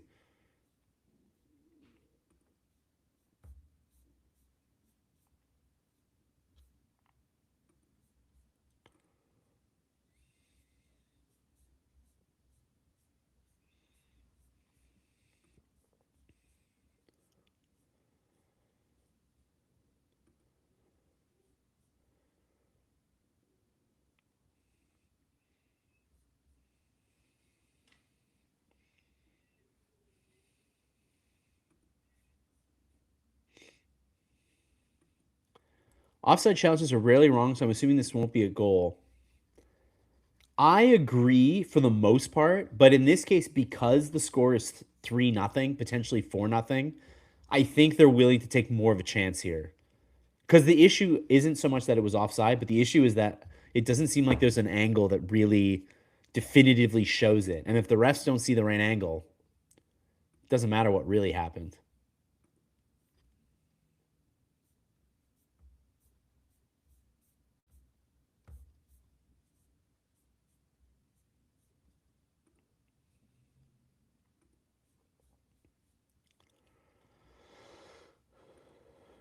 Yeah, I agree. I just don't. I just didn't see an angle that showed much of anything. Unless the NHL's got some secret angles I don't know.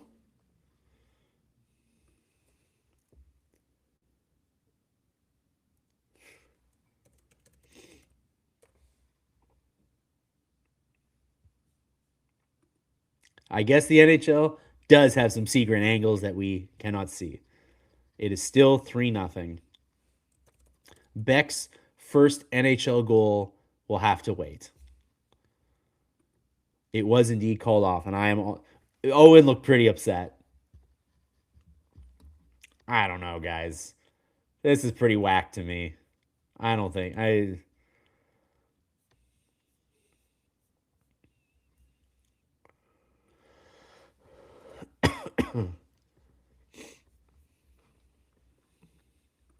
I too am sad.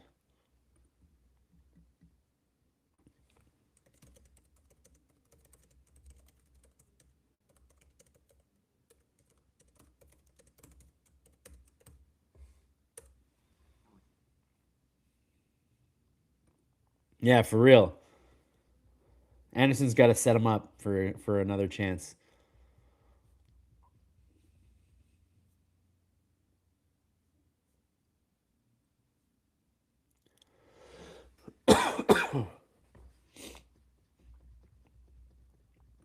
Is Owen Beck legal drinking age in the United States? I guess he's 21, eh? Should probably wait till he's back in Montreal for that pity dinner.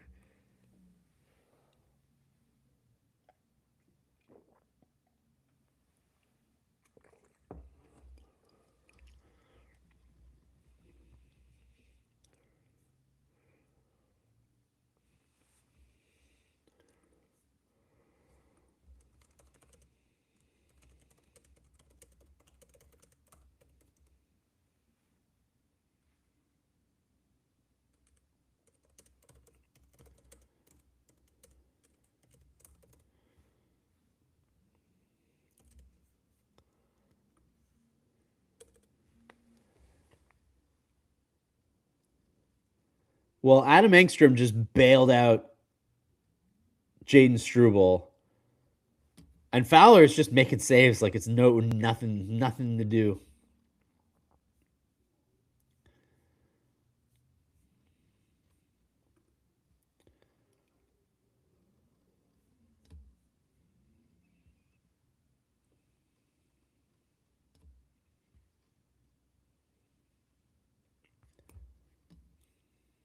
We're getting pretty close to even in shots, by the way.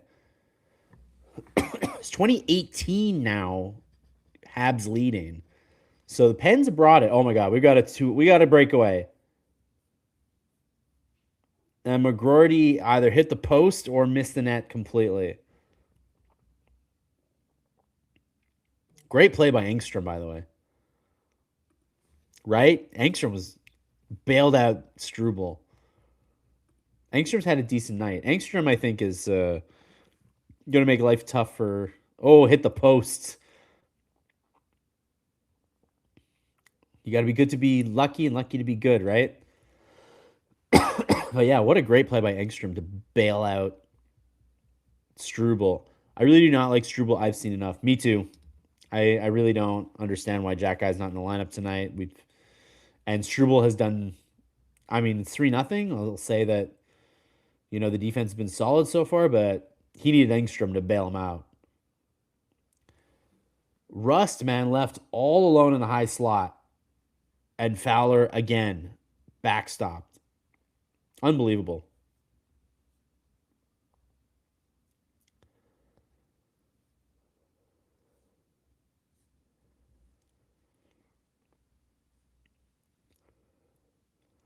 Okay, the Habs have kind of like lost the plot a little bit here. Slavkovsky with the giveaway, but he gets the puck back and he's able to get the puck, trying to get the puck off the ice. Yeah, it's actually an errant stick that is letting Demidov make some absolute moves, but he passes it into a guy's skate instead of just trying to go for the shot.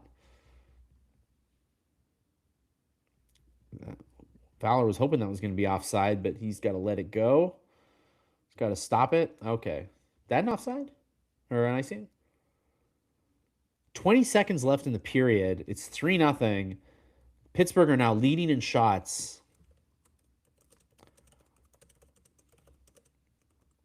21-20.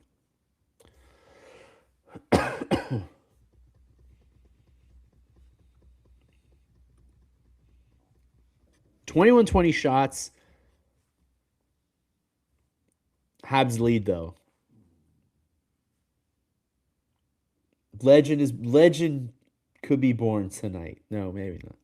I'm just gonna try not to hype this. But I don't know. You guys know. You guys know how it goes sometimes. We can't help ourselves. Oof.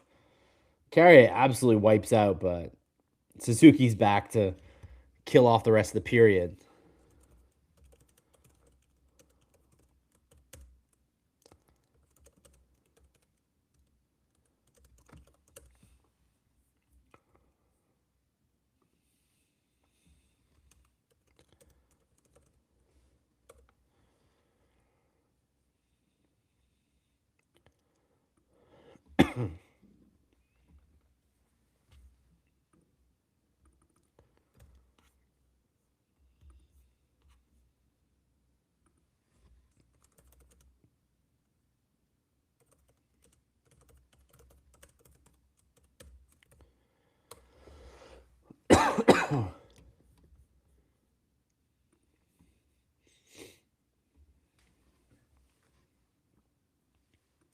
The Habs lead despite MSL.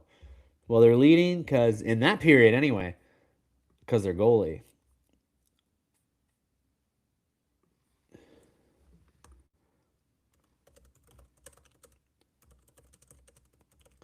Yo, guys, absolute crazy stats. The Penguins had 17 shots in the second period. 17. Jacob Fowler, rookie goalie, stops them all.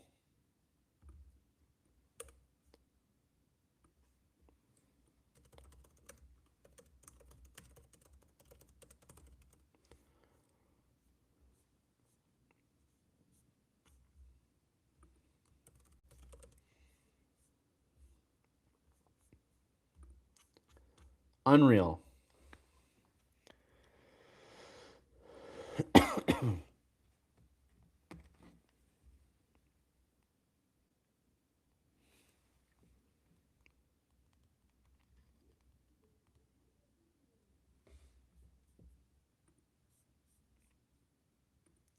I expect Arbor back versus New York. Yeah, you think you'd play against New York, man, but I don't know. We don't have any confidence right now in the decision making, so I don't know. Jack has to play Saturday. Struble sits. Agree. I much prefer Engstrom to Struble and Carrier. Engstrom has had a great night. Didn't notice him much in the first. Noticed him a lot in the second, in a good way.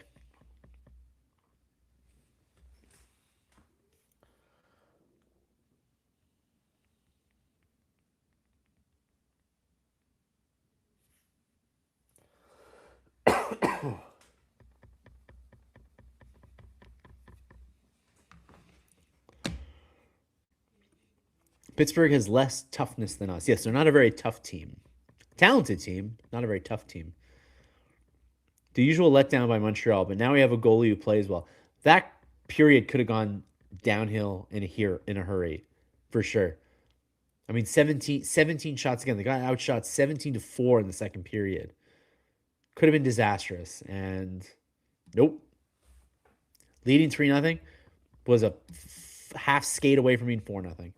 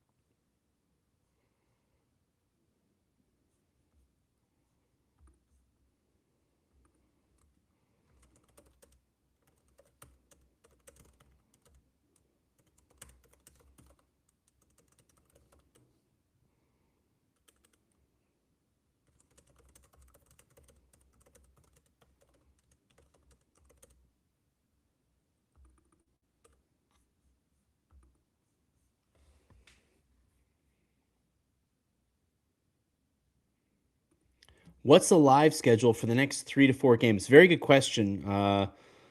Assuming my voice isn't completely gone after tonight and I actually recover, I'm doing Saturday's game, um, for sure. Because I already told the paper I'm covering it because some of the guys are off on Saturday, so I gotta do the I just cover the game Saturday, and then Sunday I won't do. I have a family commitment, and then Tuesday, Thursday, I'll if they play Tuesday, Thursday next week, I should be doing.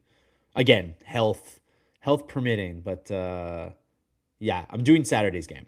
You'll see me on Saturday. Valor's been great so far. I mean, what can we say, guys? Are you? I know it's just 2 periods, but is he living up to the hype? I mean, yeah. How can you say he's not, right?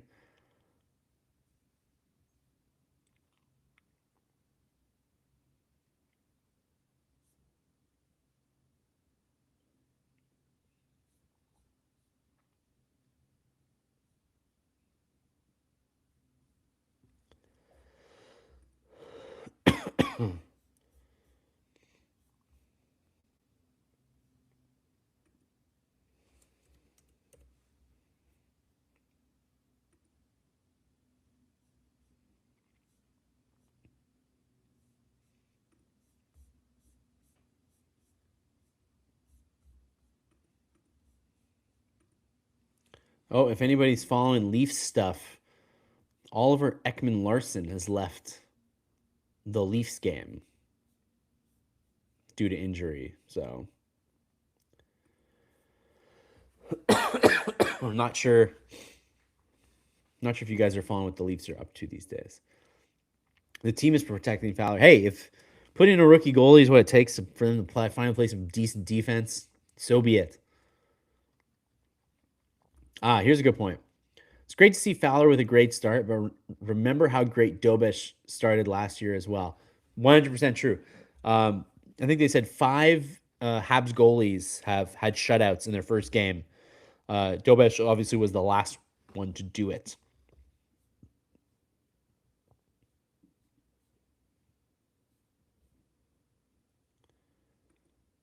But Fowler's playing the same game from the Rocket. I think the one thing that's different with Dobesh is honestly just pedigree, right? Dobish kind of came in by surprise. He was sort of an emergency backup replacement when Primo didn't work out. And I like him, and he's a gamer, and I think he's got a good future in this league. He's so young for a goalie. But Fowler's a little bit of a different breed. Fowler's like, you know, considered to to be one of the best goalie prospects in hockey, if not the best. Many think that he is the best. So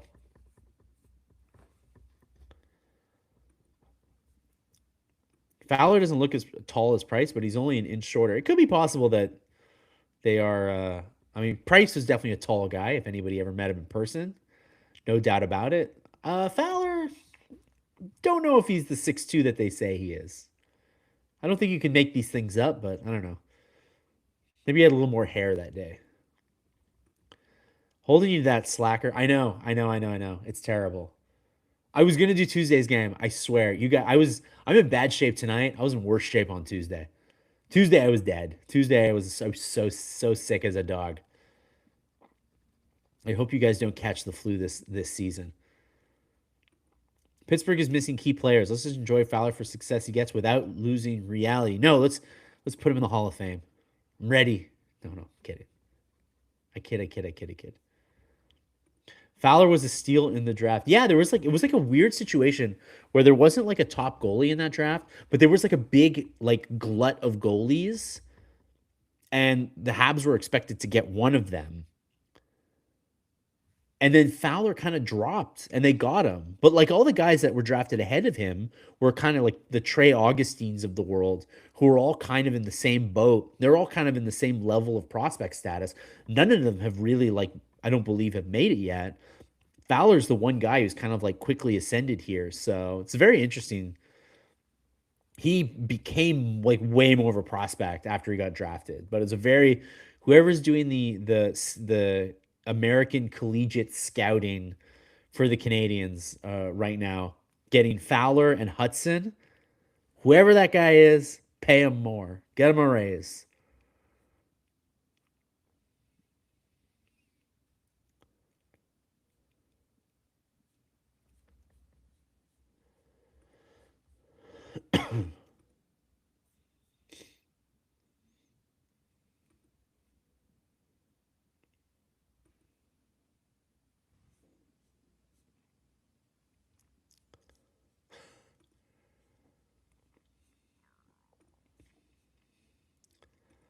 Yeah, RDS is already talking about. So we playing him on Saturday, playing him on Sunday. You play him as long as he's playing like this. I mean, you keep playing him, right?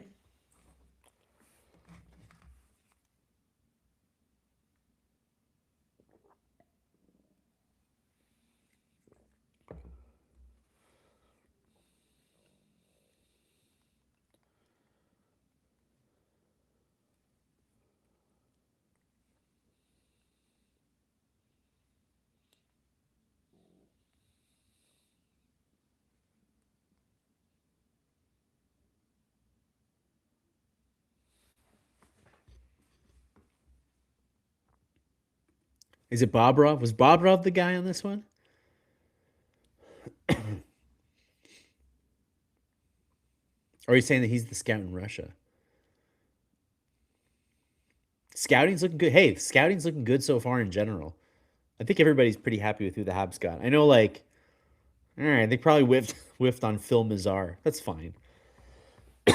That's the point of drafting. You're supposed to get like a when you're rebuilding, you're supposed to get a lot of draft picks, and then because most of them don't pan out. But the Canadians have a pretty good batting average right now. I'd say the knock on Fowler was his technique. Pro on Fowler, he just wins. So far, technique's looking pretty good, but it's just game one, right?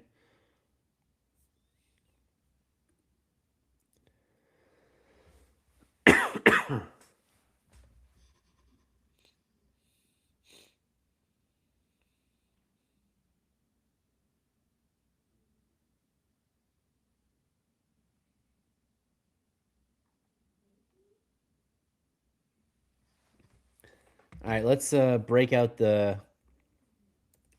Where are we at with Money Puck?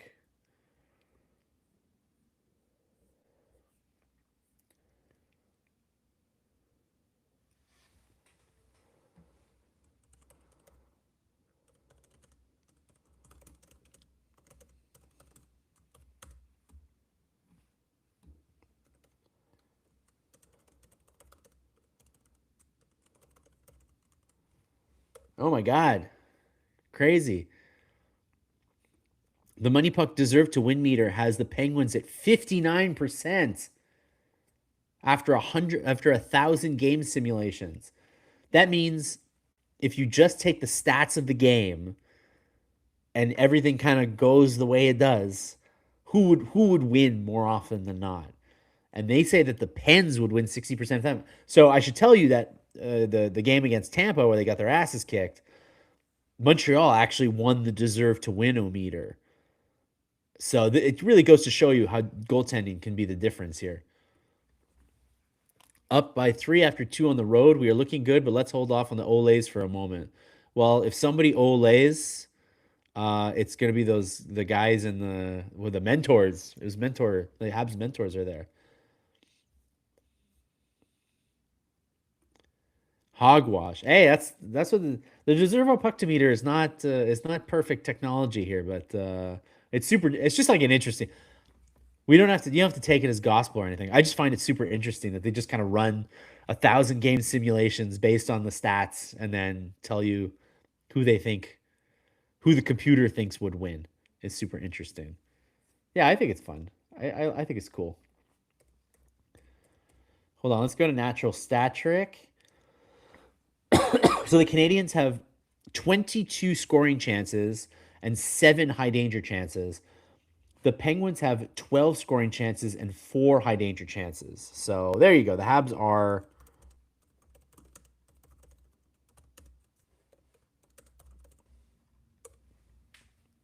that's a good stat to be ahead in, I would say.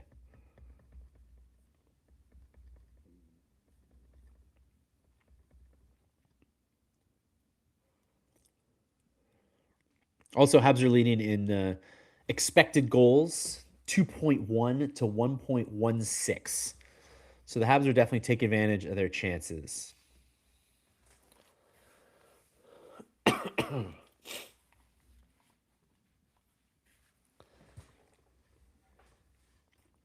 I agree. Engstrom has a good all around game. And he's like a weird, actual opposite side defenseman. Like he's an actual left handed defenseman who plays right handed. He's not like a weird, we had to do this because it wasn't even. He's somebody who actually does it. But I will say that guys from Europe often come like that. And then in North America, they're like, no, you cannot do this anymore.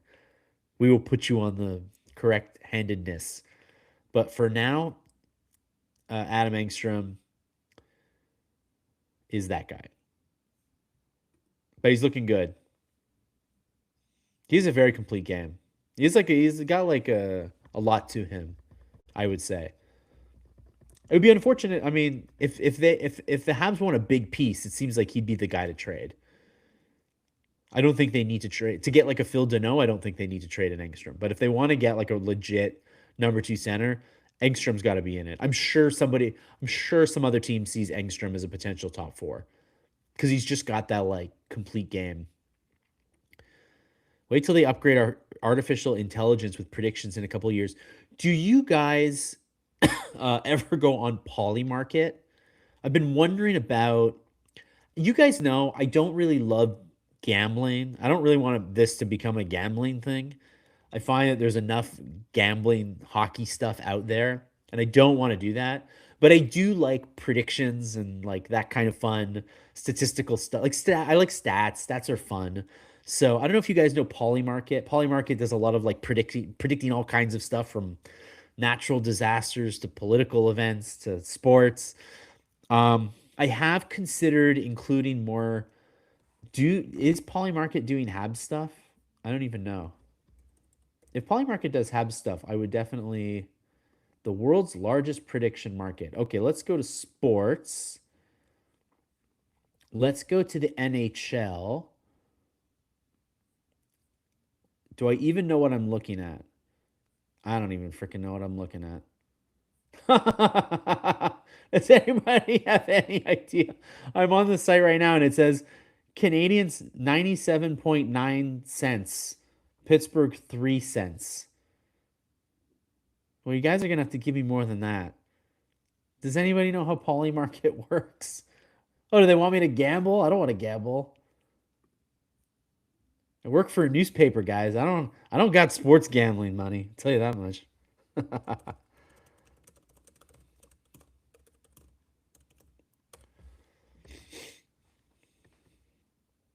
All right, y'all, we're back for the third period.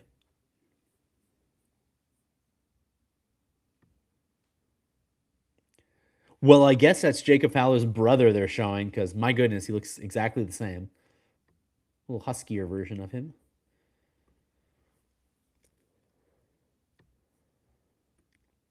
Yeah, exactly. I don't want to do gambling stuff. I think it's fun to make predictions and have like stats and predictions, but I definitely don't want to gamble. And I don't want you guys to gamble unless you're like rich benefactors and you have money to burn and then go ahead, do whatever you want. 97% the Habs win. Yeah, I guess that's what it says.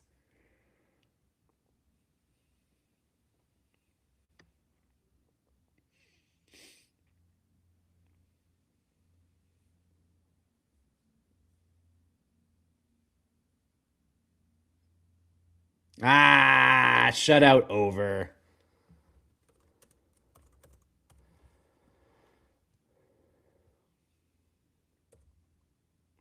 Crosby and Rust team up.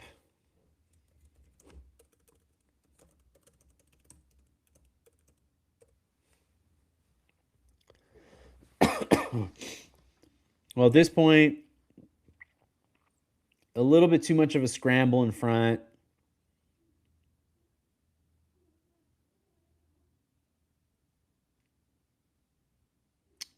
Really nice play.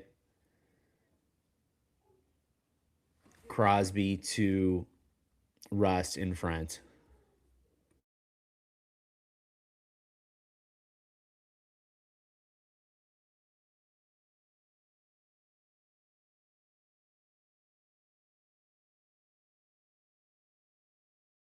Wow, and less than a minute later, the Habs extend their 3 goal lead.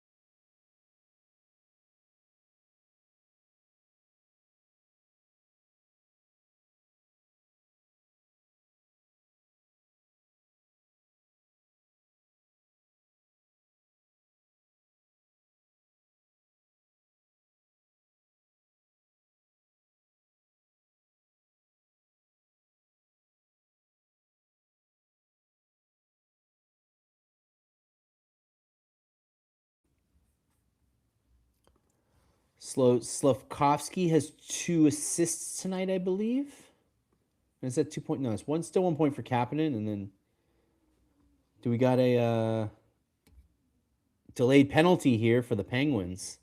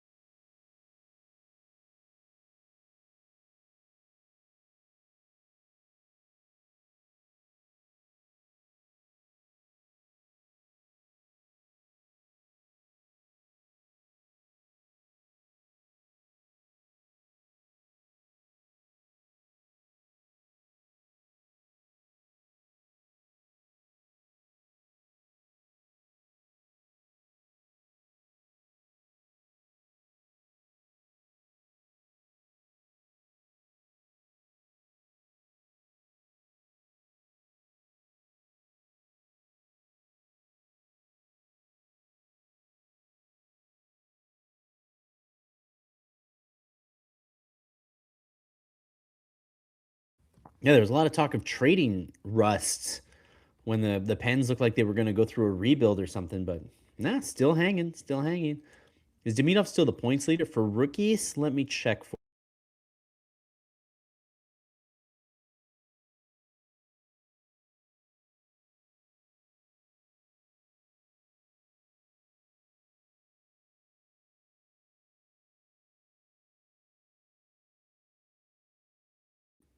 No, Bennett Seneke actually has 26 points in 30 games.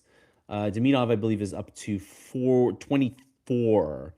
So Seneke's got a couple more.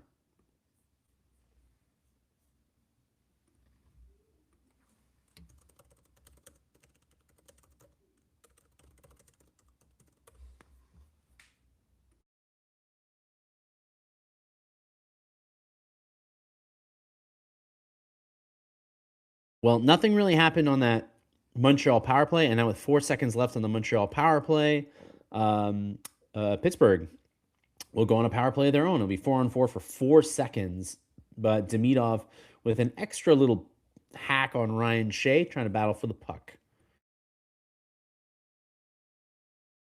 Demidov would be first if he got more ice time. Has the ice time thing rectified itself? I feel like after everybody complained, he started getting more ice time. So let it be known, you guys can complain, and it'll have an effect sometimes.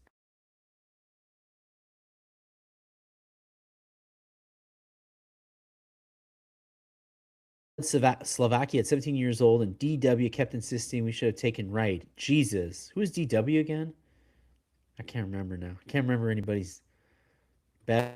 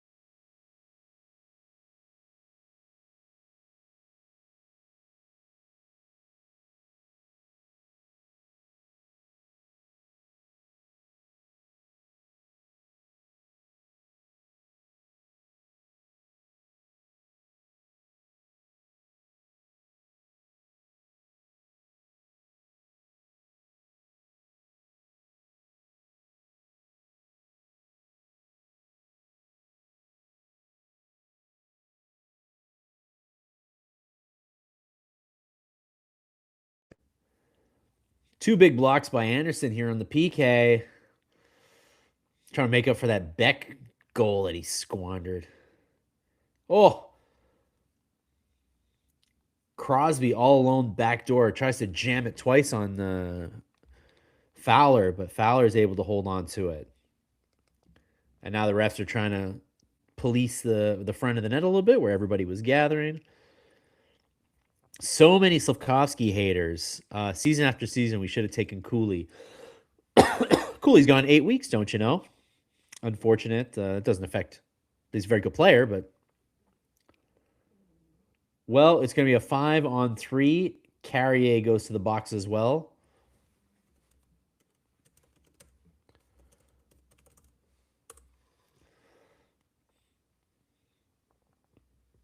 Oh, you got that little extra hack on Kindle.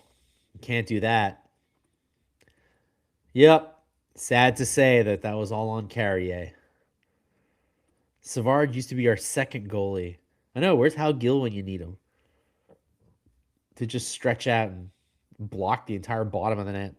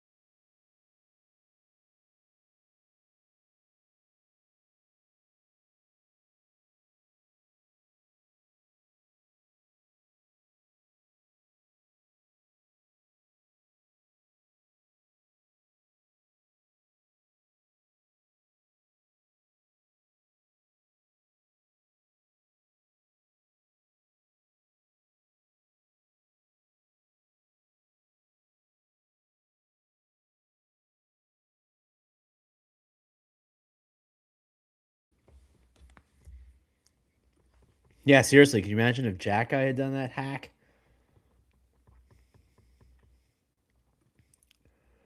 We knew we were getting Doc, so he took the bigger winger we needed. That is actually the 3D chess that Hughes was doing on that night. And I don't know if it's going to work out for him with Doc, but that was definitely the plan.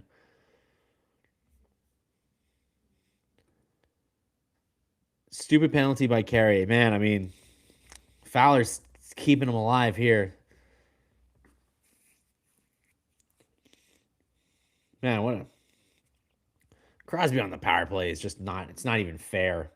That guy, they gave him Tommy Novak as his trigger man, and he still can set him up.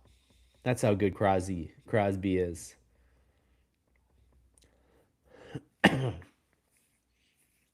Well, we're back to even strength. So the Pens didn't score on the 5-on-3, but puck is still very much ensconced in Montreal's zone. And the Canadians are definitely struggling to get it out, and Carey couldn't do it. It's now 25-21 in shots, Pittsburgh. They're down 4-1. There's 11:48 to go in the third period.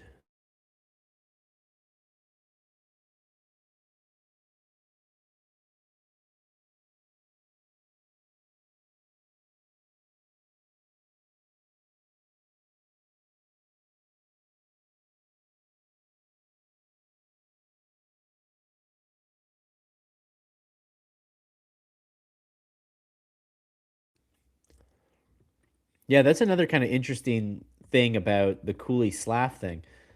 Slav had to lock in kind of before breaking out, and so he locked in at a slightly lower rate of 7.6. Cooley has more of a breakout, and he's the center on the team, so he's able to negotiate a little more, and he's going to make 2.5 mil more. That could be a big difference. Could be a difference maker in the end. Oh, Bolduc just got nailed behind the net by Clifton. He got up okay, but big hit.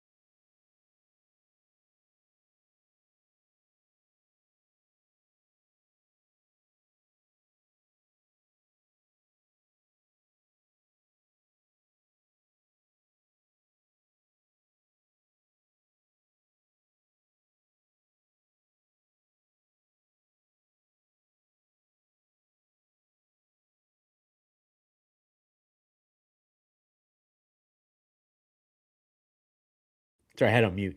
Beck deserves a second chance here. Oh, what a play by Matheson. Breakaway opportunity for the Pens, and Matheson slid to get the puck off. All right, here we go. Beck coming up the ice, some speed. He stops, gets it down low for Anderson. Okay, Anderson, this time don't don't blow it for your line, mate. Oh man, Beck almost did get another chance. He was in the slot there. Slavkovsky's 100 times more valuable than Duck. Well, yeah, obviously. Slavkovsky, they used the first overall pick to draft. Kirby Doc was a guy that they traded for because his first team didn't want him, or they wanted the first round pick over him. So it's not really a competition between Slavkovsky and Doc. I think the plan was to have both of them be really effective top six players, and so far only one of them has panned out. But you know, You can't miss on a first overall pick. So they should be glad that Slavkovsky is having a great season.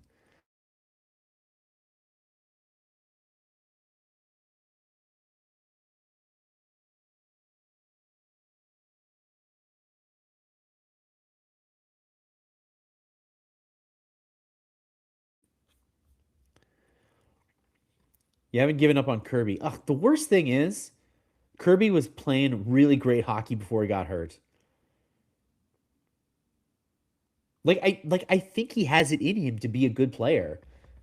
Maybe not a top 6 player, but like certainly like God, right now they could really use some good third liners. He could be that guy, and he just has not had any injury luck so far. Beck is gaining confidence. He was in front of the net again. I know. Yo, Mark, you're right. Jake Evans better watch out. Owen Beck's looking pretty decent tonight. All right, we got a commercial break here. There is 7:25 left in the third period. Habs are up 4-1. Slavkovsky's got 2 points, and Hudson's got 2 points. And it's shots 28-23 for the Penguins. So the Penguins have fired more shots on Fowler, but Fowler's so far, and we don't have the shutout curse anymore, so we can just say it. Yeah, I allowed 1 goal, and so far so good. He's got 27 saves tonight. Kirby looked okay before the injury for sure, but I feel it's his last chance when he returns. Well, I mean, his contract's up at the end of the year. So he's a restricted free agent after, so they still have his rights. But I do have a feeling that if he just can't get it together, they'll probably move him, I would assume. Beck doing well playing himself, plus he's under 6 foot, so he'll be there permanently. Is he not 6 right on the nose? I thought he was 6 right on the nose. Hold on. He's a, Owen Beck is 6 on the nose, according to NHL.com. Now, if you are 6 on the nose in the NHL, you're probably 5'11, but whatever. You know what I mean. He is officially listed as 6 feet. So maybe Marty hates him. Roy is done with the Habs. Man, if these call ups do well, he's just so far back of the line now. That's the thing about Roy. I don't think he's necessary. He can find his way on another team, but he's just every day, every month, there's just another guy that passes him on the depth chart, and yeah, he's out of chances. I needed a win, dude. Wow. Well, Tristan Jarry did not. Sorry, Pittsburgh fan. Tristan Jarry did not have a good night. If my assessment of the Penguins, Brian Rust and Crosby look great together tonight. Defense, Pittsburgh, not great. And then Jarry was bad. He let in some bad goals.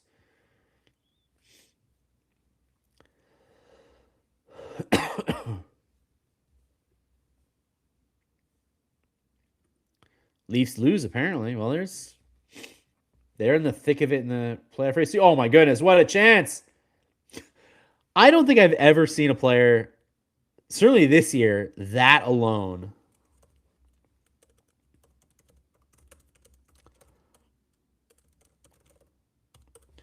I don't think I've ever seen anybody have that much time in front. That was wild. The puck just like he was just like happened to be in the middle of the slot. The puck just spat out right in front of him, and he had all the time in the world. Yeah, look at Bolduc with a little flip. I mean, I think Suzuki did the right thing to try to get Jerry to move, but my heart sings when the Habs win and the Leafs lose. Still got to hate on for those Leafs. I love it. True Habs fans till the end. I cheer for all Canadian based teams, but they certainly have a pecking order. Even the Senators? Gross. I draw the line at the Sens, man. The Leafs are like I don't know, if you're from the area, I don't blame you. They indoctrinated you. But the Sens? Ugh. Oh, your wife's at least. Oh, man, we got a Habs Leafs couple. They do exist. The Capulets and the Montagues of Canada. Crosby and Russ do look great tonight. They do look great tonight. I won't lie. But you guys got Fowlered tonight. Jacob Fowler's had a great night. First NHL game. He's been on.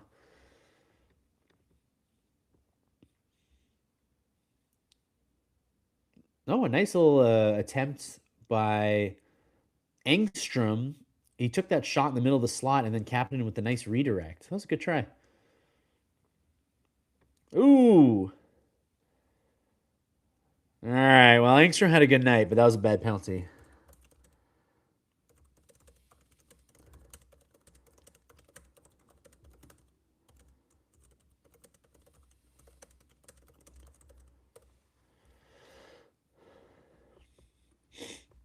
Yeah, Engstrom was he's had a good night, but he made the wrong move there. He tried to I think he just tried to like aggressively stamp out the guy and then the guy just went right around him. It's funny how I'm more worried that the Bucks defense is sticking up the place for my fantasy playoffs. The Bucks. Well, baseball season's off, so you're not talking about the Pirates. You talking about the Tampa Bay Buccaneers? Oh, it's Thursday. That's right. There is football tonight. I was like, what the hell? There's no football tonight. No, you're right. There is football tonight. Wait, I'm in a pool too. I also took the Bucks. Ah, thanks. Thanks, Mario. You ruined my night. I'm I'm in a football guys, I'm in a football pool. I barely follow football, but I know enough, right? Like I know who's good and bad, but like I'm not like religiously following like injuries and stuff every day. So I'm just like I think I took the Bengals for 2 weeks in a row before realizing that Joe Burrow was hurt. Like that's where I'm at in that pool. And I'm doing very badly, as you can imagine. I'm second last. But it was a $25 pool and like some friends and family were in it. So I was like, oh, yeah, I'm in. I'm in. Do you think Struble is the next one to be healthy scratched? Um, I think everybody wants it to happen, Mario, but for now, I think it's gonna be Angstrom. It shouldn't be, but I think it might be. He's had a good night, but man, McGroarty just beat him pretty. And McGroarty's not a fast player at all, so I don't know. I think Struble's gonna get another life here, unless he was injured in that play earlier. My goodness, we take a lot of terrible penalties. Can't keep tenting the best PP in the league. It's kind of crazy that Pittsburgh's only scored one goal tonight, and this is now the sixth penalty that the Habs have taken. They're playing with fire for sure.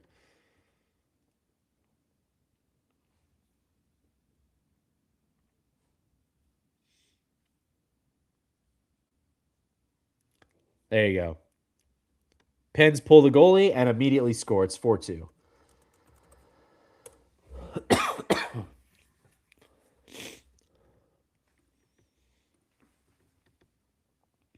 Eric Carlson, another Pens player that everyone had kind of left for dead, and is having a pretty good season.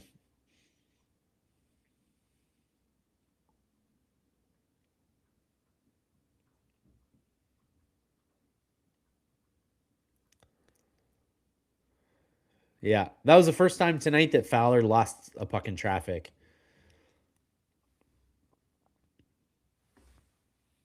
Welcome to the NHL, Jacob.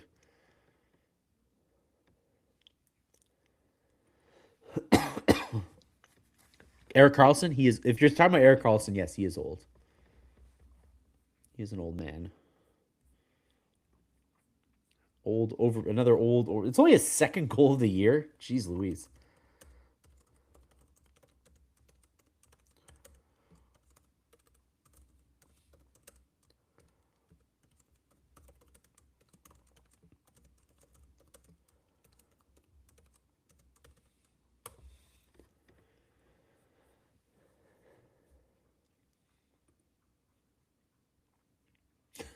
I like this.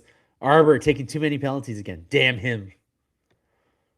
Looks easier to justify playing Jack Eye Saturday. Yeah, I would think so.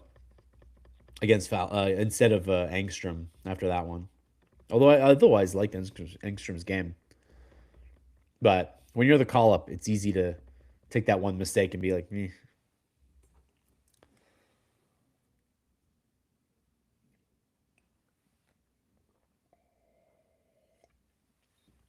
I mean, it's not over yet for the Pens, but it's still there's 4:12 to go, and they're down two.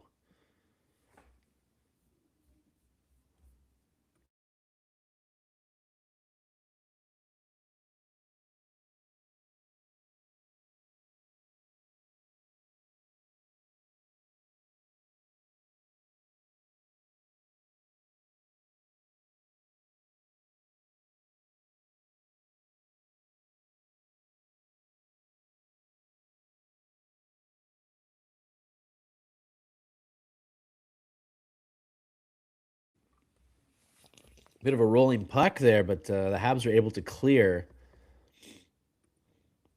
We take too many penalties, and we can't ever win the important face-off. God, this team doesn't have a lot of depth at face-off. Like they got two guys who can win face-offs, and one of them is not playing tonight, and they have lost 58.9% of face-offs tonight. The Habs are. So you're totally right. They're getting killed in the face-off department tonight.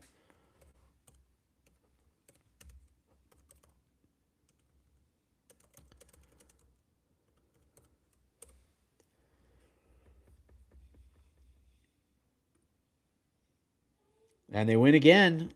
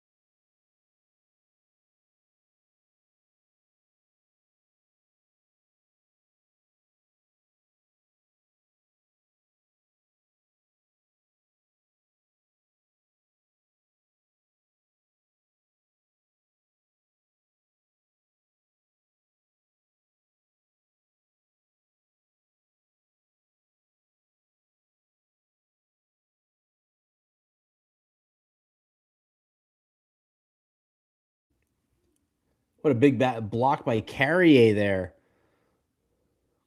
Man, Crosby and the Pens are really pressing here. They got the empty net. 6-on-5 with 2 minutes to go. But they can't seem to solve them.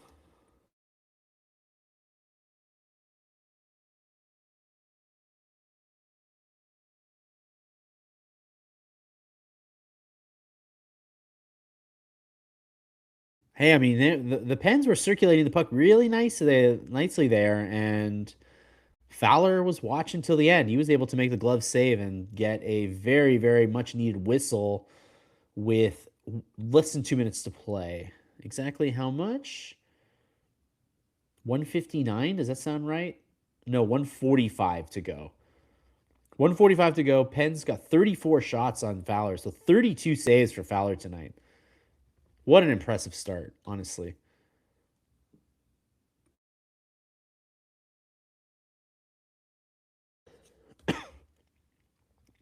Wow, this is a wild stat.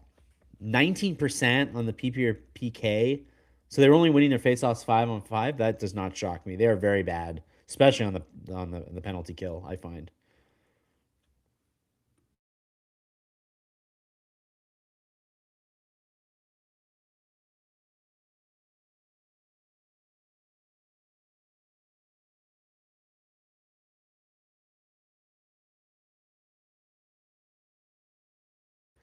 All right, well, the Habs get lucky. The puck gets tipped off the Pens player on the way down to the empty net, so they don't get an icing call.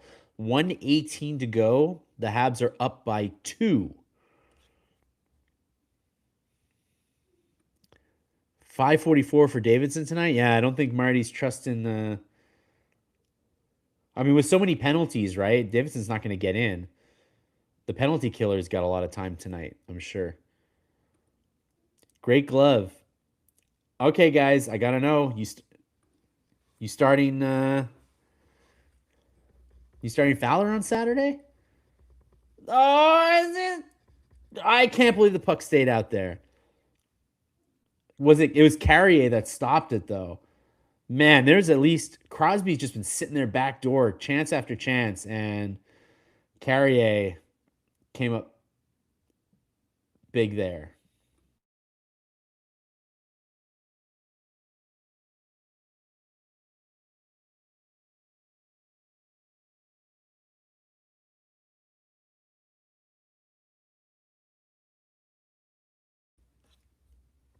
Well, that's that because with 18 seconds left, the Pens have taken a hooking penalty. So they're not going to score two goals on the penalty kill, one would assume. All right, how did this one stay out?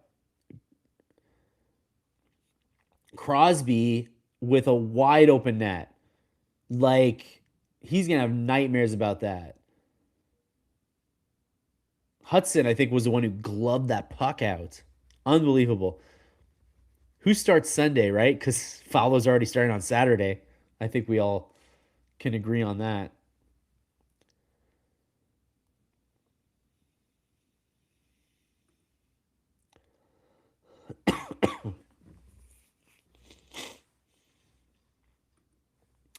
Yeah.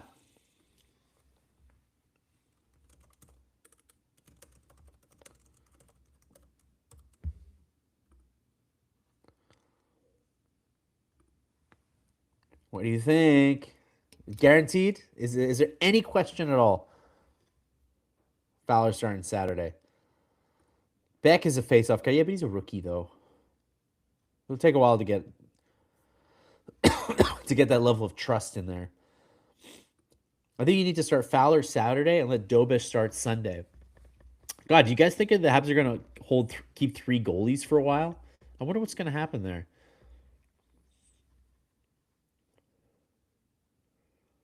Madsen takes a nice shot. 10 seconds to go here. 5 seconds left. So we're not quite there yet. Yeah, Lane Hudson saves the day. That was an amazing play. This is a big game for the Habs. To only allow 2 goals is pretty huge, considering the way things have been going lately.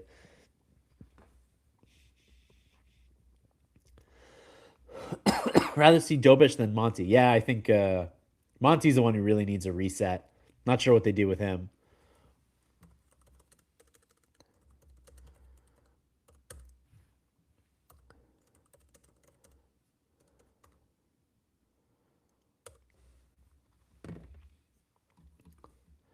All right, y'all. Last call for About Last Night, which will publish, as you know, 6 a.m. on the dot tomorrow morning.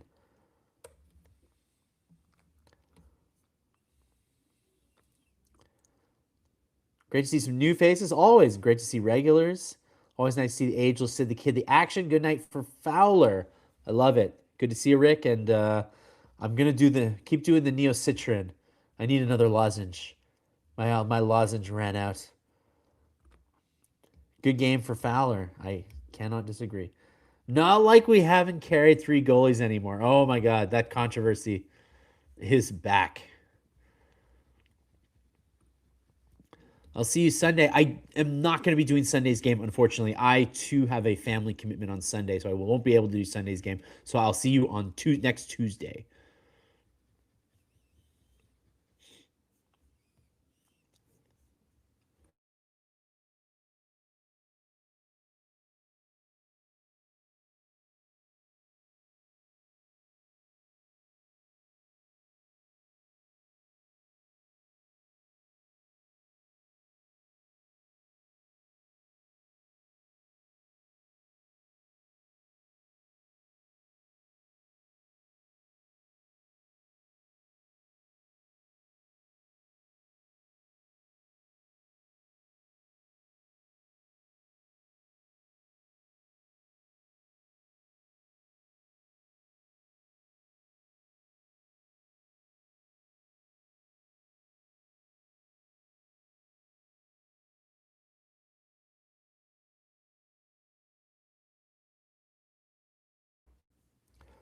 Thanks, Patrick. Hopefully I do, because I feel like crap right now. Important win for the Habs, and we got a peek at what Fowler might be for the franchise. Way too early to anoint him, but a very impressive outing. Just split Monty in half. I like it. No, I kid. I kid. All right, y'all. Thanks so much. Have a good night. Wait, we got more comments. They don't start him Saturday, I'll be mad. Me too. No, they're going to start him Saturday, right? This is not going to be a Jack Eye thing again. Jack Eye Struble thing. God, I hope not. God, I hope not.